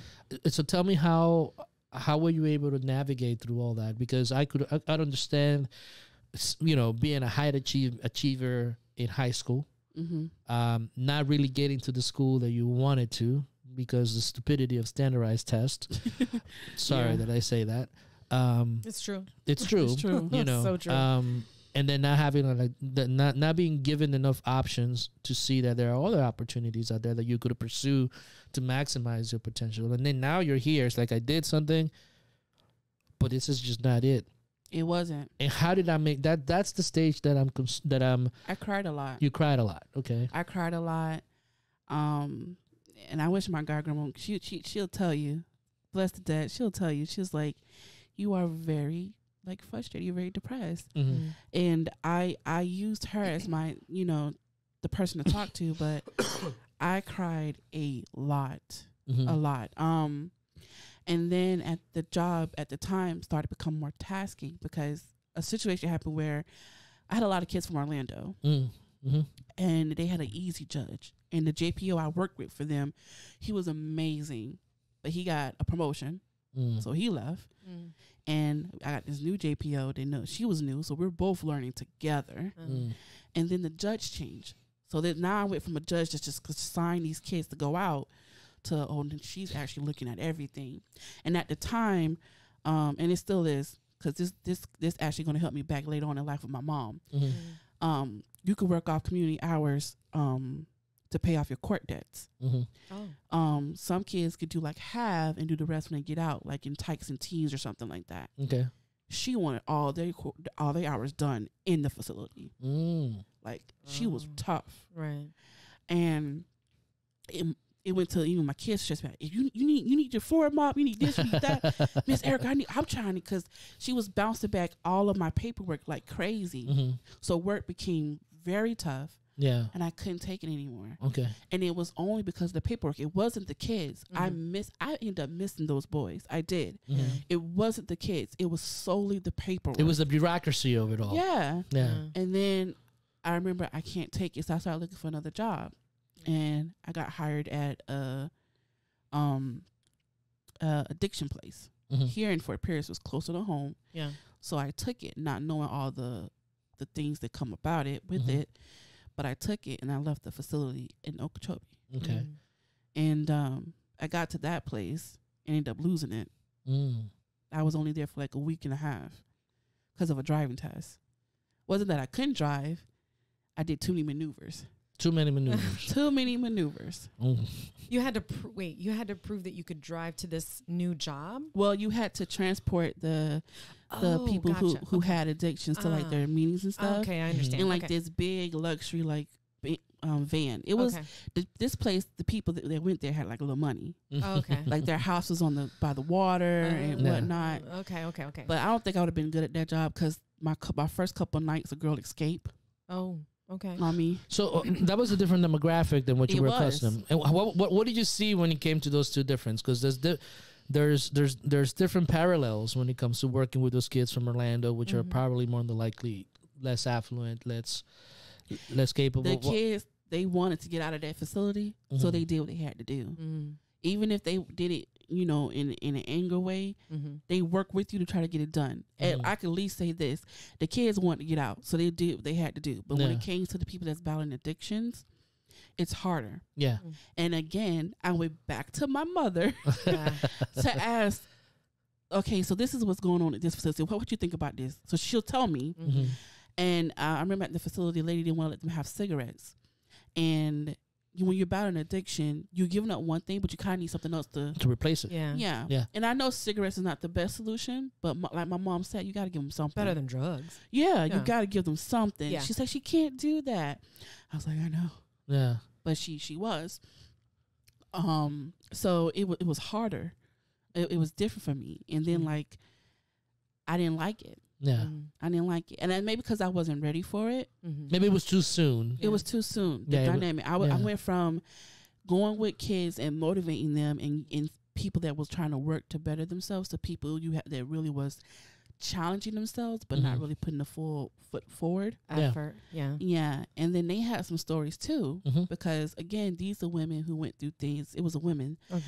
These are women who went through things like sexual assault or domestic abuse, whatever. So they're using these things to cope. Yeah. And I understand, but they, they're still like hurting their families with what they were doing. Yeah. So the dynamic shifted and then the responsibility shifted and And I thought I was going to be good at that job, but then I was like, maybe God took me out of there for a reason. Because he literally failed me for doing too many backup removers. Yeah. And I was just like, huh? Yeah. So then what led after that? What was the next projection after that? No. Failure. What do you mean? I couldn't bounce back. I couldn't bounce back and I couldn't get employed. And I was home almost a whole year. Almost a whole year. And at this time I had a brand new car.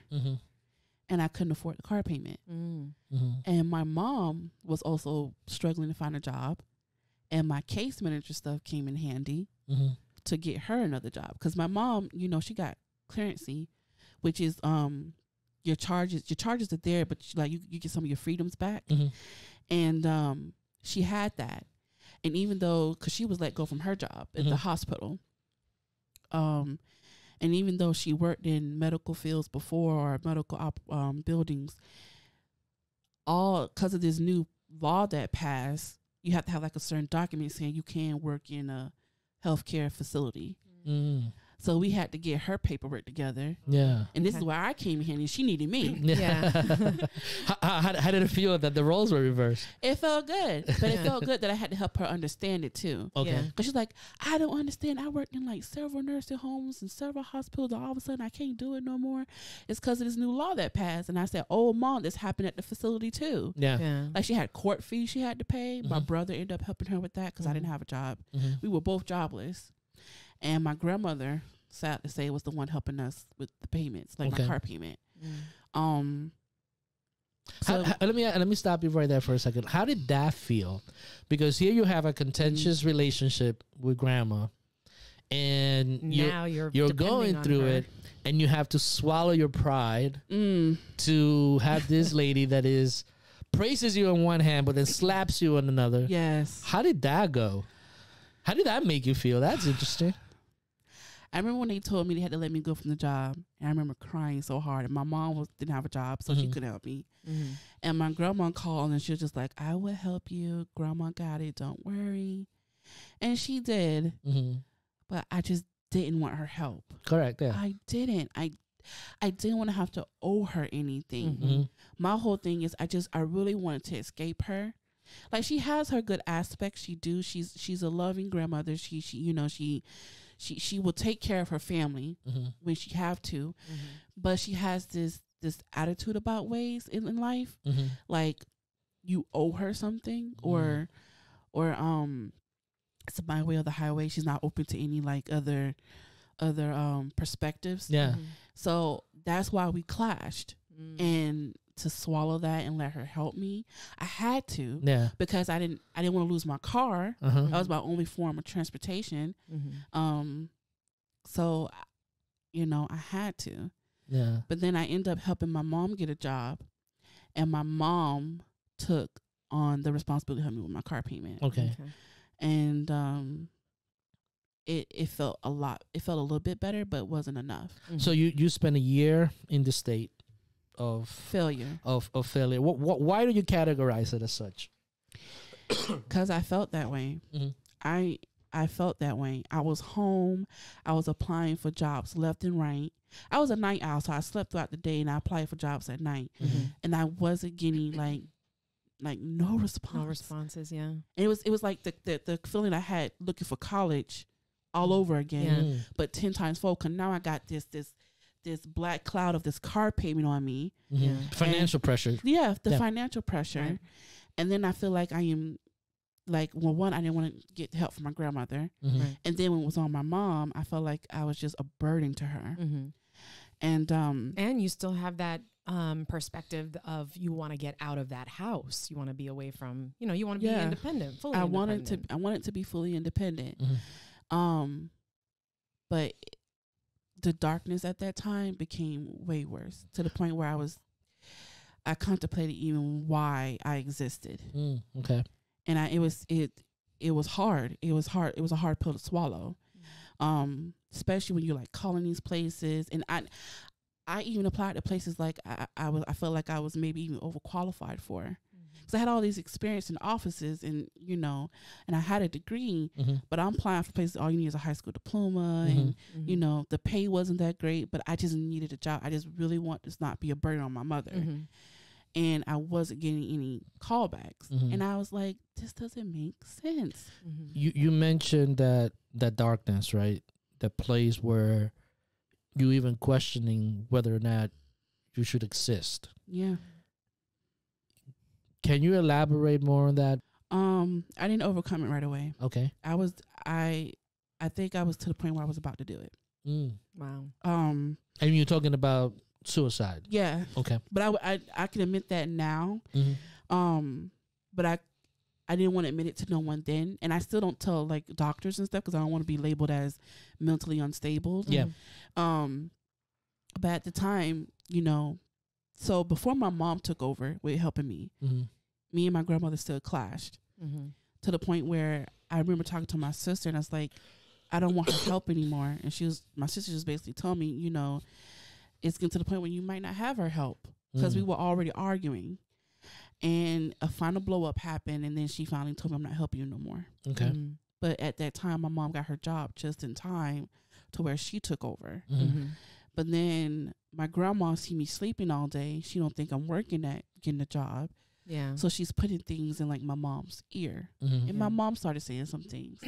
So at this point, I felt like, damn, why am I here? Yeah. I felt like just not worth it. I accomplished so much and then I don't have nothing. Then I have this car that's, you know, everyone's arguing about. There's days I drove to like the bank. Just thought about driving it over. Taking me in this car with it because that was the main source of the problem. Yeah. Because it was this car payment. And here I am. I'm not financially stable. I can't get nothing done.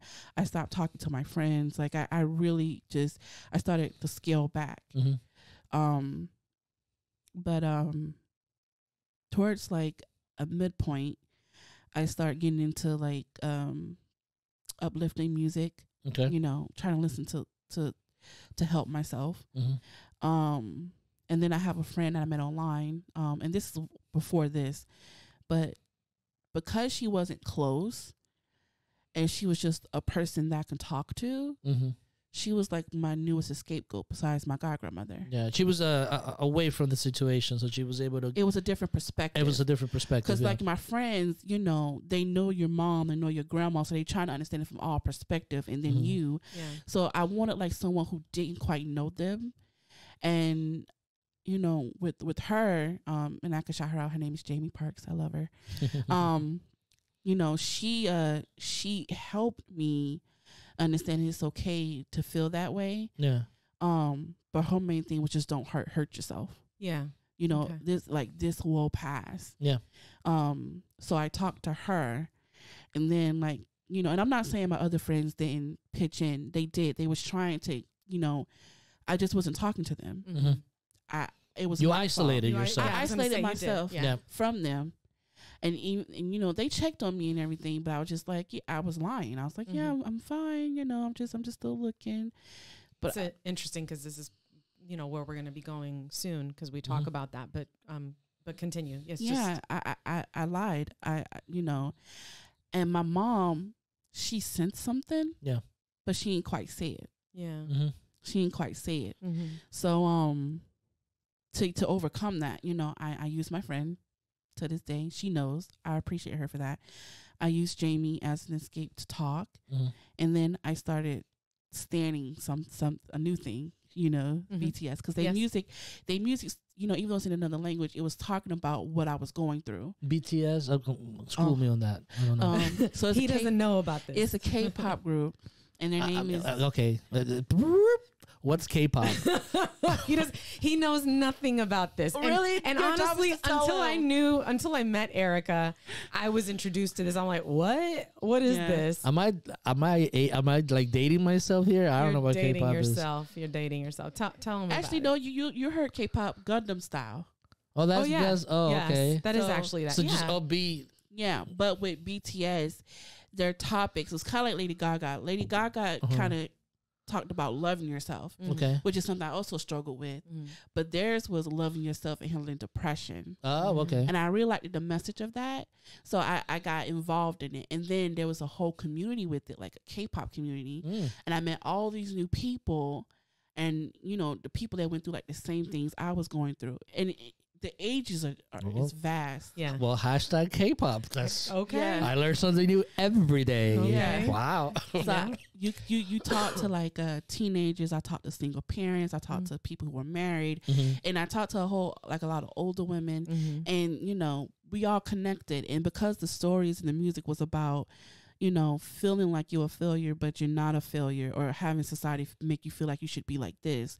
Because I had friends who were just like prospering. I'm not jealous of them or anything, but I'm like, damn, where's my blessings? Yeah. I honestly felt like God forgot about me, and that's why I questioned my existence.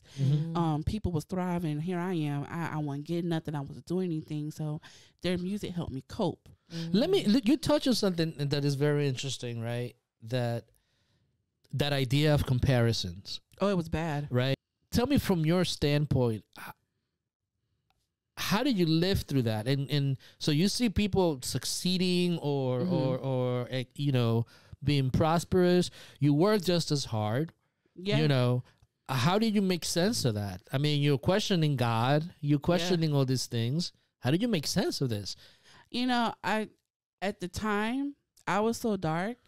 I don't think I dealt with that. I was too busy comparing myself. I was too busy like, oh, this person buying a house, this person starting a family. Well, I ain't never really want married or kids. But I was just seeing like they getting a house, and I never even got my first apartment. Like it was like that. And I really felt, and I say between like seeing that and then not getting what I got, I was like, I'm really not doing anything with myself. I really felt like, and that's where the whole question, I felt like at this point, what is my purpose to be here if I'm not succeeding in anything? And what I did was I started scaling back from social media. So that was part of my isolation. Okay. Like I would only use it to talk to Jamie because she was out of state. So we used to talk on that. And she would flood me with stuff to keep me positive. She wasn't into K-pop, but if she see anything, she'll send it to me. And then like that was the only way I could deal with it, is not look at other people. It's not that I was jealous of them or anything like that. I was happy for my friends. I was happy for everybody that was succeeding. I just felt like it wasn't fair. I felt like where's my blessing? Yeah. You went through school, you graduated, you're college educated. I worked really hard. Worked hard, and now here you are. Here I am. I'm not getting nothing. And I felt like, well, God, what did I do wrong? And I thought, you know, it went back to God would show you that saying my grandma would say. I feel like maybe that's why I was feeling so bad, because it was with her. Yeah. Because you weren't honoring your elders or your parents because of that. So you felt that was your punishment. Yeah. But the turnaround was, you know, I was watching this anime, and the girl, she had like her whole life planned in the anime. It's called Death Parade, by the way. And hashtag Death Parade. And in the anime, she was a figure skater, but she hurt her leg to where she can't skate no more. That was her whole life goal. Wow. So she killed herself. And in the anime, it teaches you how to judge people in their worst state, to figure out if they go to heaven or hell, or in the anime, reincarnation or void. That's what it's called. And the guy gives her something to go back in time to decide if she want to relive that moment or change her perspective or deal with her consequences. In the anime, he showed her mom crying for her. Oh wow. And it kind of put things in perspective. Like, even though you feel like you're not important, you are important to somebody. Yeah. And at the same time, my mom was writing me like these inspirational quotes and stuff. Wow. And these little notes to make me feel like I was important. I actually have one of her notes I keep in my wallet. Oh, nice. To this day, I always read that when I'm having like a bad day or when I feel like I'm not succeeding in something. I read her note. And it's basically saying, God didn't forget about you. Your day will come. And in the anime, she chooses to live with her consequences, but she realized I was important to somebody. Yeah. And I feel like that's the same with me. I'm important to my mom. I'm important to my family. And then I really started. Do you feel even like that with your grandma? Do you feel like you're important to her? I'm important to her, but I just feel like our relationship will never be the same. Okay. Or never where it was. So I started seeing some light. Okay. After that, I ended up getting a job at the college part-time. I couldn't let her go. So I ended up Oh my God. And he was actually the first call. I went for a different job. I was like, oh, but I didn't want to go back at first. I could be honest with you with that. I didn't want to go back because I felt like they didn't want me the first time. So I wasn't going to go. But my mom was like, listen. Oh, you mean because Erika applied for a full-time position. Yeah. And unfortunately, she did not get that. Not because we didn't think she was amazing, obviously, but because we needed some skills that she didn't have. Yeah. And so we were like, but I remember. But it was like graphic design and things like that. Yeah, it was like that. It was a lot of stuff. I mean, you know, and just to put the scenario out there, so then I remember Erika left and I just was like, oh my God, I need this girl in my life. Like, I don't know what she just did to me, but I'm changed forever. Like it was just, it's very strange feeling. And, I wasn't the only one. Cause you know, we had a panel. It was a panel. And I remember, I think Brenda was on that. It was Brenda and Evan. Shout out to Brenda Ranty, Dr. Ranty. Yeah. And we were just like, oh, what is it with this? She's special. And so we formulated this plan where we were like, we don't know if she'll take it, but because it's part-time and really what she needed, but it gets her a foot in the door. Yeah. Yeah.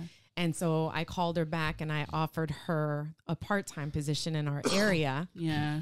And she took, thank God she took it. Yeah. And it changed our area, our division. My mom was like, yeah. And it was just like how you explained. My mom was like, well, it'll get your foot in the door to something. Yeah. And I was like, you know what, you're right. Let me ask you this, because you know, you move forward, you work professionally in the field that you chose to. That didn't work out, so you feel like it took a step back. Now you got to take another step back, starting over again in something like part-time, like you were backing at the beginning of your college career. Yeah. How do you feel about all that? Starting over again. It was still a struggle. I took it at the time because I needed something. I needed something. I wanted to lift something that burden off my mom. Because my car payment wasn't low. It's like $400 some a month. And I was taking like half her check. I was like, I have to do something. Yeah. And to put it in perspective, right? Because a lot of people say, well, why don't you take public transportation and things like that? We live in Florida. This is Florida. Transportation on here sucks.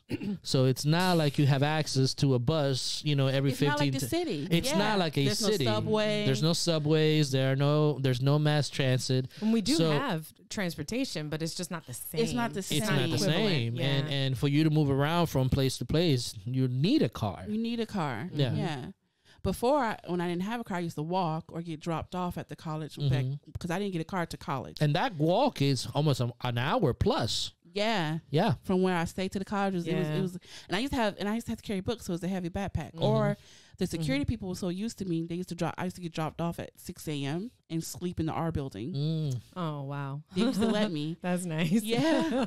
So that's how important the car was. So now I refused to lose it. So I took the job, and I ended up loving it. I ended up learning a lot, a lot, in a different perspective of things. And I felt like, I'm getting a little bit better, but it was still hard. One, I never left the house. I never went off to college. I never got my own place. And my grandmother and I are still at a clash. Yeah. But, I am learning better to challenge my anger at this time. Talking with my mom and her giving me all these spiritual quotes and all that. It kind of helped, but at the same time, I was still kind of angry, at God. Because I feel like, I did all this and I'm still here. Tell me about that. You're being angry at God. Yeah. Like what's, give me the context of that. What was your expectation towards God, and why you're angry towards whatever how are people define it? Like, what are you angry? What is it?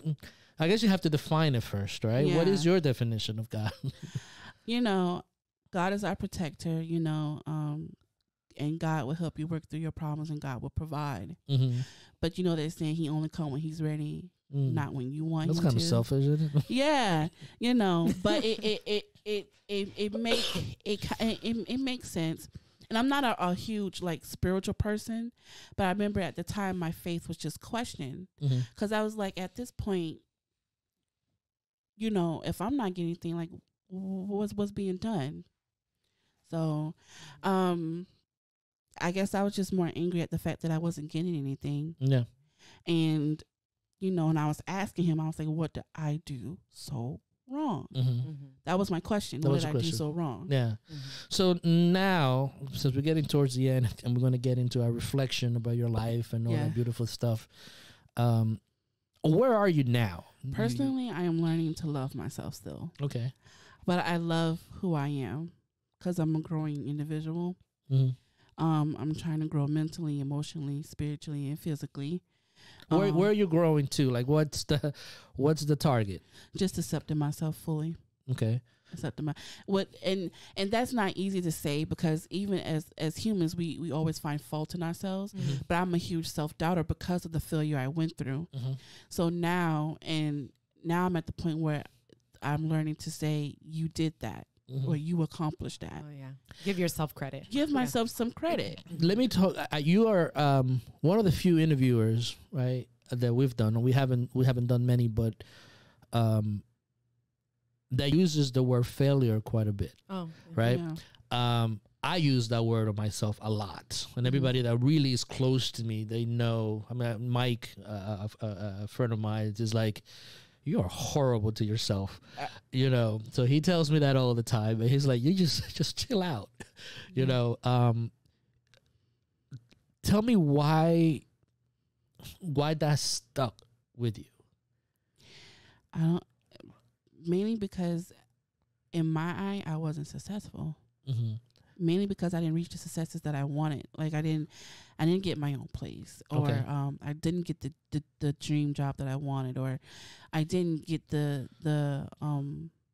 you know, just things that. But you know, the problem with that was the way I was managing or saying what success was mostly material things. Measuring it. Yeah, the measuring of it. Yeah, like it was mostly material. Like instead of realizing that, you know, you wake up every day, you breathe. Yeah. You're healthy to an extent, you know, like you, and you have things. You have a roof over your head. You have food. You have clothes. You have a family. But at that time, I didn't see that, and I'm learning to be grateful for that. So now that we talked about your individual progression, let's talk about professional. Where are you professionally now? Professionally, I work at the Boys and Girls Club. Oh, okay. And I work with kids. I'm back with kids. And I love the kids. I do. And a lot of the skills I learned in criminal justice is still applied at this job. So I'm still using what I learned with my degree at this job. Because there's things like when DCF get involved or like the things I learned with human services, like you're dealing with kids with, you know, different backgrounds, and I'm able to apply that behaviors. My paperwork. So I'm still using what I have at this job. And I love the kids. I call them my kids because they technically are. There is a running joke that's one little girl is like my daughter. Yes, because she gravitated to me as soon as I got there. I have a lot of those. Yeah, yeah. Like you have like a and then, you know, and it's funny because there's a joke among my family and friends because I never wanted kids, but like you always in a job with like kids. That's funny. So it's funny that you don't want kids, but God keep placing you in jobs with kids. That is pretty hilarious. Yeah. So that's in your face, Erika. Yeah, every day. So that's where I'm at right now. Yeah. And I like the kids, so I enjoy it. So the interesting thing is, like, think about it. You are professionally right now. You're using all the skills that you learn when Miss Hill, I think it was that you said, Miss Hall, right? All those skills that you learned there, and the different people that helped you out with the leadership skills. You learn all the stuff that you learned at your first go around at the college. Yeah, right. You're using everything that you learn in school. Yeah, right, in order to give back to kids that were in your same position. Yeah. Which is pretty interesting how you connect those dots. Yeah, so circle. So then now that you see all that, right, how do you feel towards God? I mean, the trajectory led you to where you are right now. Mm-hmm. So how do you feel about it when you look at it in that retrospective, connecting all those dots and seeing all those things together? Well, right now, like I said, I'm in a repairing phase. Okay. And even repairing my relationship with God is one of them. Okay. Mm-hmm. Like I even asked for forgiveness. I apologize, you know, because I felt like I doubted him. Mm-hmm. And that's where, I'm sorry saying that a lot. And that's where I'm at. Like I feel like I'm still in the phase of just repair. Mm-hmm. And with him right now, it's just, you know, I'm asking for forgiveness and to just rebuild that relationship with him. Mm-hmm. Same thing with, you know, me and my mother, you know, we connect more now that, you know, I'm an adult. And she apologized. My mom actually came to me. We always have like these one-on-ones and we're just talking. And she apologized. She said, you know what? I really did you wrong in like high school. I did. She's, you know, and I remember when she told me she was sorry, I remember that vividly. Was like watching movies and we was talking about something and it led to that. And then she said, you know what?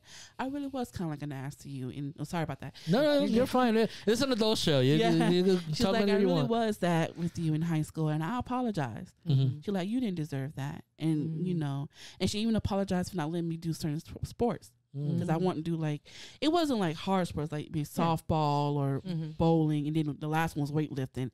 But she was like, I apologize for sports, but you weren't going to do no weightlifting. But yeah, so you know, me and her, we're really close right now. Okay. She's, you know, she's my hip, you know, and I'm grateful to her.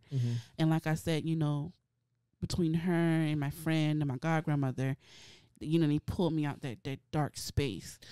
Okay, what about your dad? How was that situation?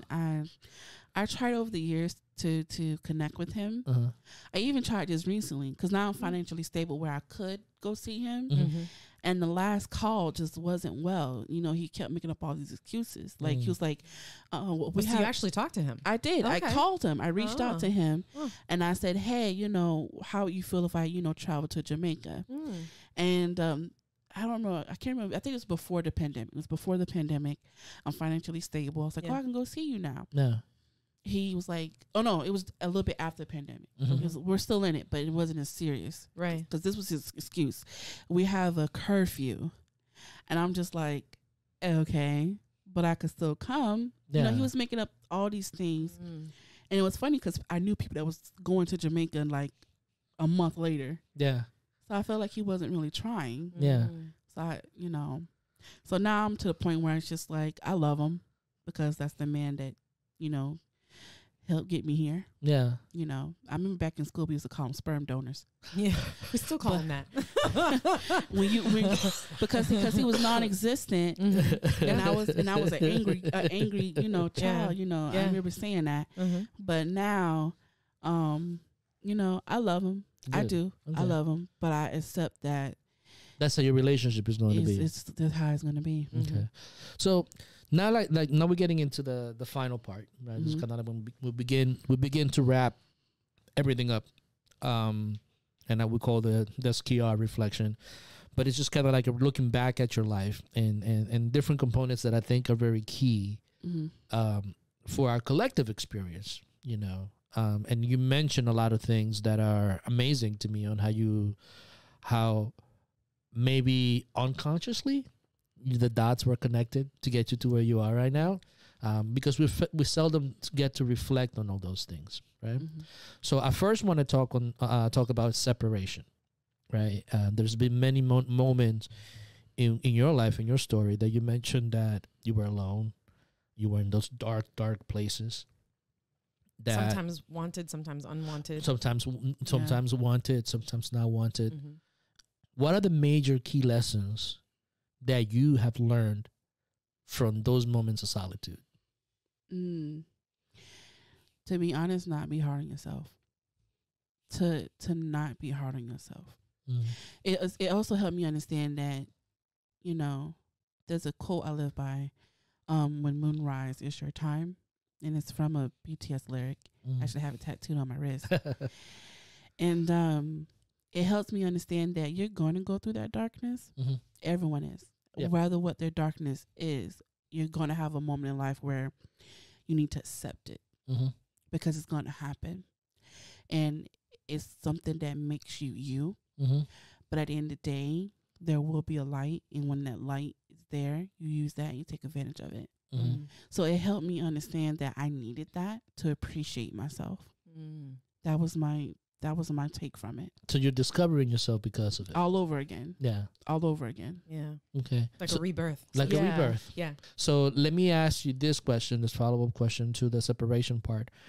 When it was time to confront these situations, with your dad, and this is psychological things, it's not just physical things. The confrontation, you're still dealing with your grandmother. You mentioned about how your relationship with your mother has improved leaps and bounds. Yeah. But confronting things about your individual selves, like that idea that you're a failure, those things, what have you learned from that as well? Oh, that's a good question. Confronting those things. What have I learned? Can I say I'm still learning? Absolutely. We all are. That's the honest. I think that's the answer most people would give to that, because you never really stop learning. Yeah, I feel like because I'm still, I don't know. I feel like because I'm still rebuilding. Mm-hmm. I don't know. I can give a full answer to that. I feel like at this point in my life, because I went through those things and I'm trying to balance those things and realize where I'm at. Mm-hmm. I'm still learning. Mm-hmm. I'm still learning how to cope. I'm still learning the best way to handle it. Mm-hmm. And it's not easy. And I do things like I listen to inspirational quotes or inspirational speeches. I do that kind of thing. I'm still learning ways to scale back, to not get back to that moment. And those are ways that you confront these things. You fill yourself with positive energy when you're talking about quotes and positive music and things like that. That's a way of confronting. That was the way of me confronting it. And then like doing things that make me feel happy, simple things. Excellent. Like taking care of yourself. Yeah. And I got into makeup. Like I like makeup or I used to do like nail art, like those type of things. I'm going back to being creative. Yes. Because that's something I had stopped doing for a while. Okay. Yeah. But now I'm back there. I'm back being my creative self. Okay. And some people don't even realize like I'm that creative till they see it. Like I remember when we had the pandemic and they put me in art. Mm-hmm. And I had to make videos for art. I remember the director was like, "You're actually really good at this stuff." I was like, "Yeah, I am." He was like, "Were you into art?" I was like, "Yeah, in the past."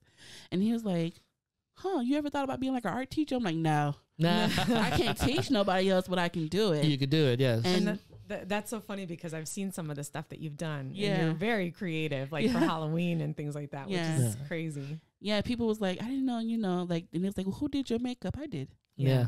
Like I went to doing things that I ended up loving again. Mm-hmm. I ended up becoming more of a kid. I'm learning to love myself because I realized as a kid I kind of grew up a lot because I seen things. You've seen so much. I seen so much. Not saying I didn't have a good childhood. I had a great childhood. I just saw a lot of things and I didn't realize at the time it was traumatic, but it was. Yeah. Uh-huh. And I took on more than what I should have as a kid. Yeah. So now I'm back being goofy. Yeah. I'm back being like silly, doing kid-like things. Mm-hmm. And I even have my mom say, "You need to grow up." Like I am grown, but I'm more. You're not losing that. I'm more of you're connected. To that. I'm more a kid adult. Yeah. That actually leads me into the integration part, right? Yeah. Because the integration is you go through all these things. And there's things that you incorporate, that you integrate into your life, and that childlike idea of creativity, of being able to do things, just that impulse to create something. It's one of the things that you've learned that subconsciously doesn't really you don't think that it's like that, but that's part of the rebirth. It's the idea of having a space to be creative. Mm-hmm. It may seem insignificant to people because, again, we're measuring things only primarily on financial gain, but just to be creative, just for the sake of being creative, obviously something that brings you joy. Yeah, it does. So in addition to that, what else what else do you feel that you have incorporated and integrated into your life now after going through your quest up to this point?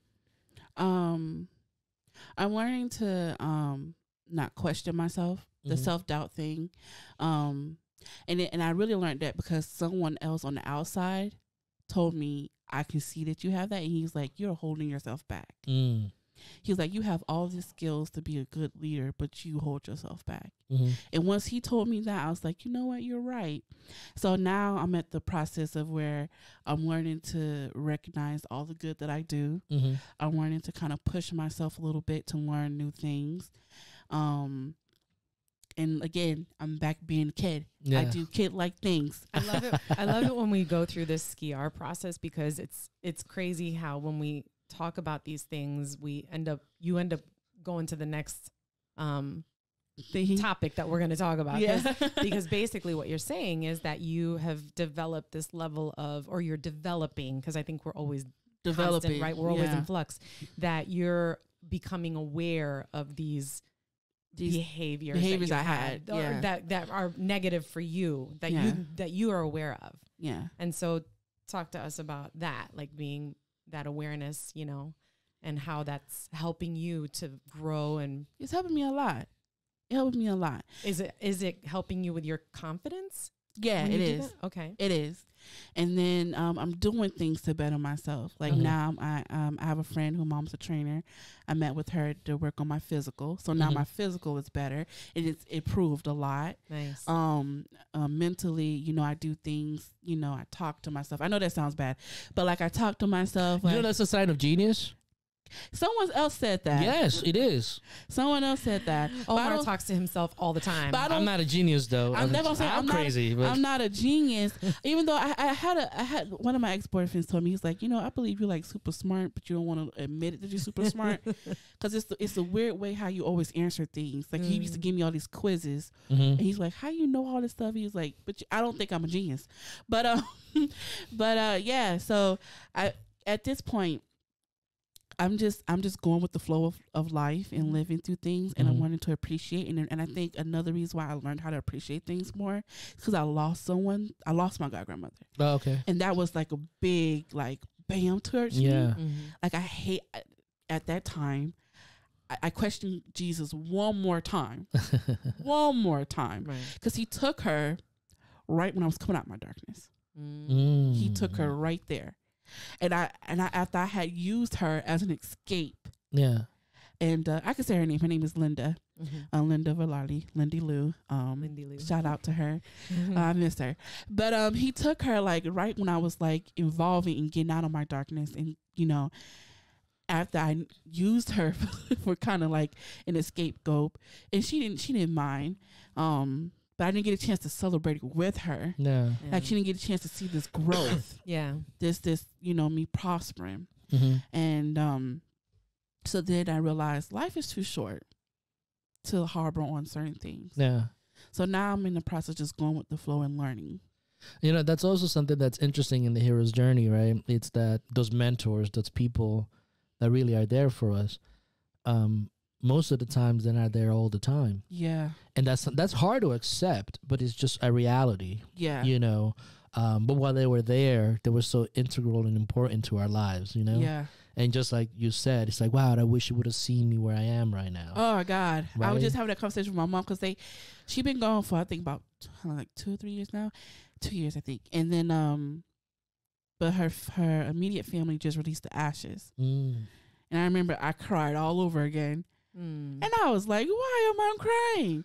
Because it's the fact that she's officially let go. Yeah. And she's officially gone. And I know she's looking over me. And I still have, this might sound right, I still have full conversations with her. I still talk to her as if she's here. Because I needed that. I needed that. I need to feel like she's here sometimes. And, but, you know, with losing her, it just helped me understand that, you know, I got to value who I am and what I have. Yeah. Because once it's gone, it is gone. It's gone. And you don't get that back. Yeah. Yeah. So now I learned that life is precious, and I'm glad I didn't do what I thought I was going to do.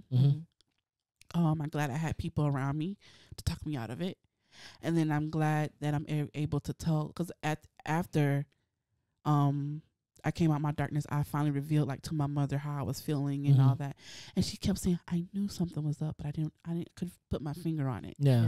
And so now everything is more of just appreciating everything. Yeah. And growing and learning. What are the next steps to you? Because you have to, the last part of Ski Art is that you have to return. You have to continue to live. You know, you have to continue to exist, even after the understanding that ultimately this all will end too. Yeah. So what are your thoughts on all that? On how you want to how do you want to continue to live your life with the understanding that this will eventually end too? So I don't fear death. Okay. I'm gonna say that right now. I don't. Why? Why don't you fear death? Death is the natural way of life. We all can't say it, because if we would stay here, the world would be overpopulated. That's a good point. Most people don't think that, right? But it's true. It's absolutely where we all gotta go. Can you imagine? But I think what it is we're just so comfortable in knowing that we have our loved ones and stuff. But you know, for me, I don't fear death. I feel like death is actually only the beginning. I feel like your soul has a whole nother life.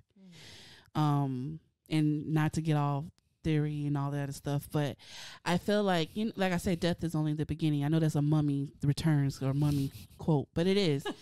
You know what's ironic? I was actually watching The Mummy Return last night.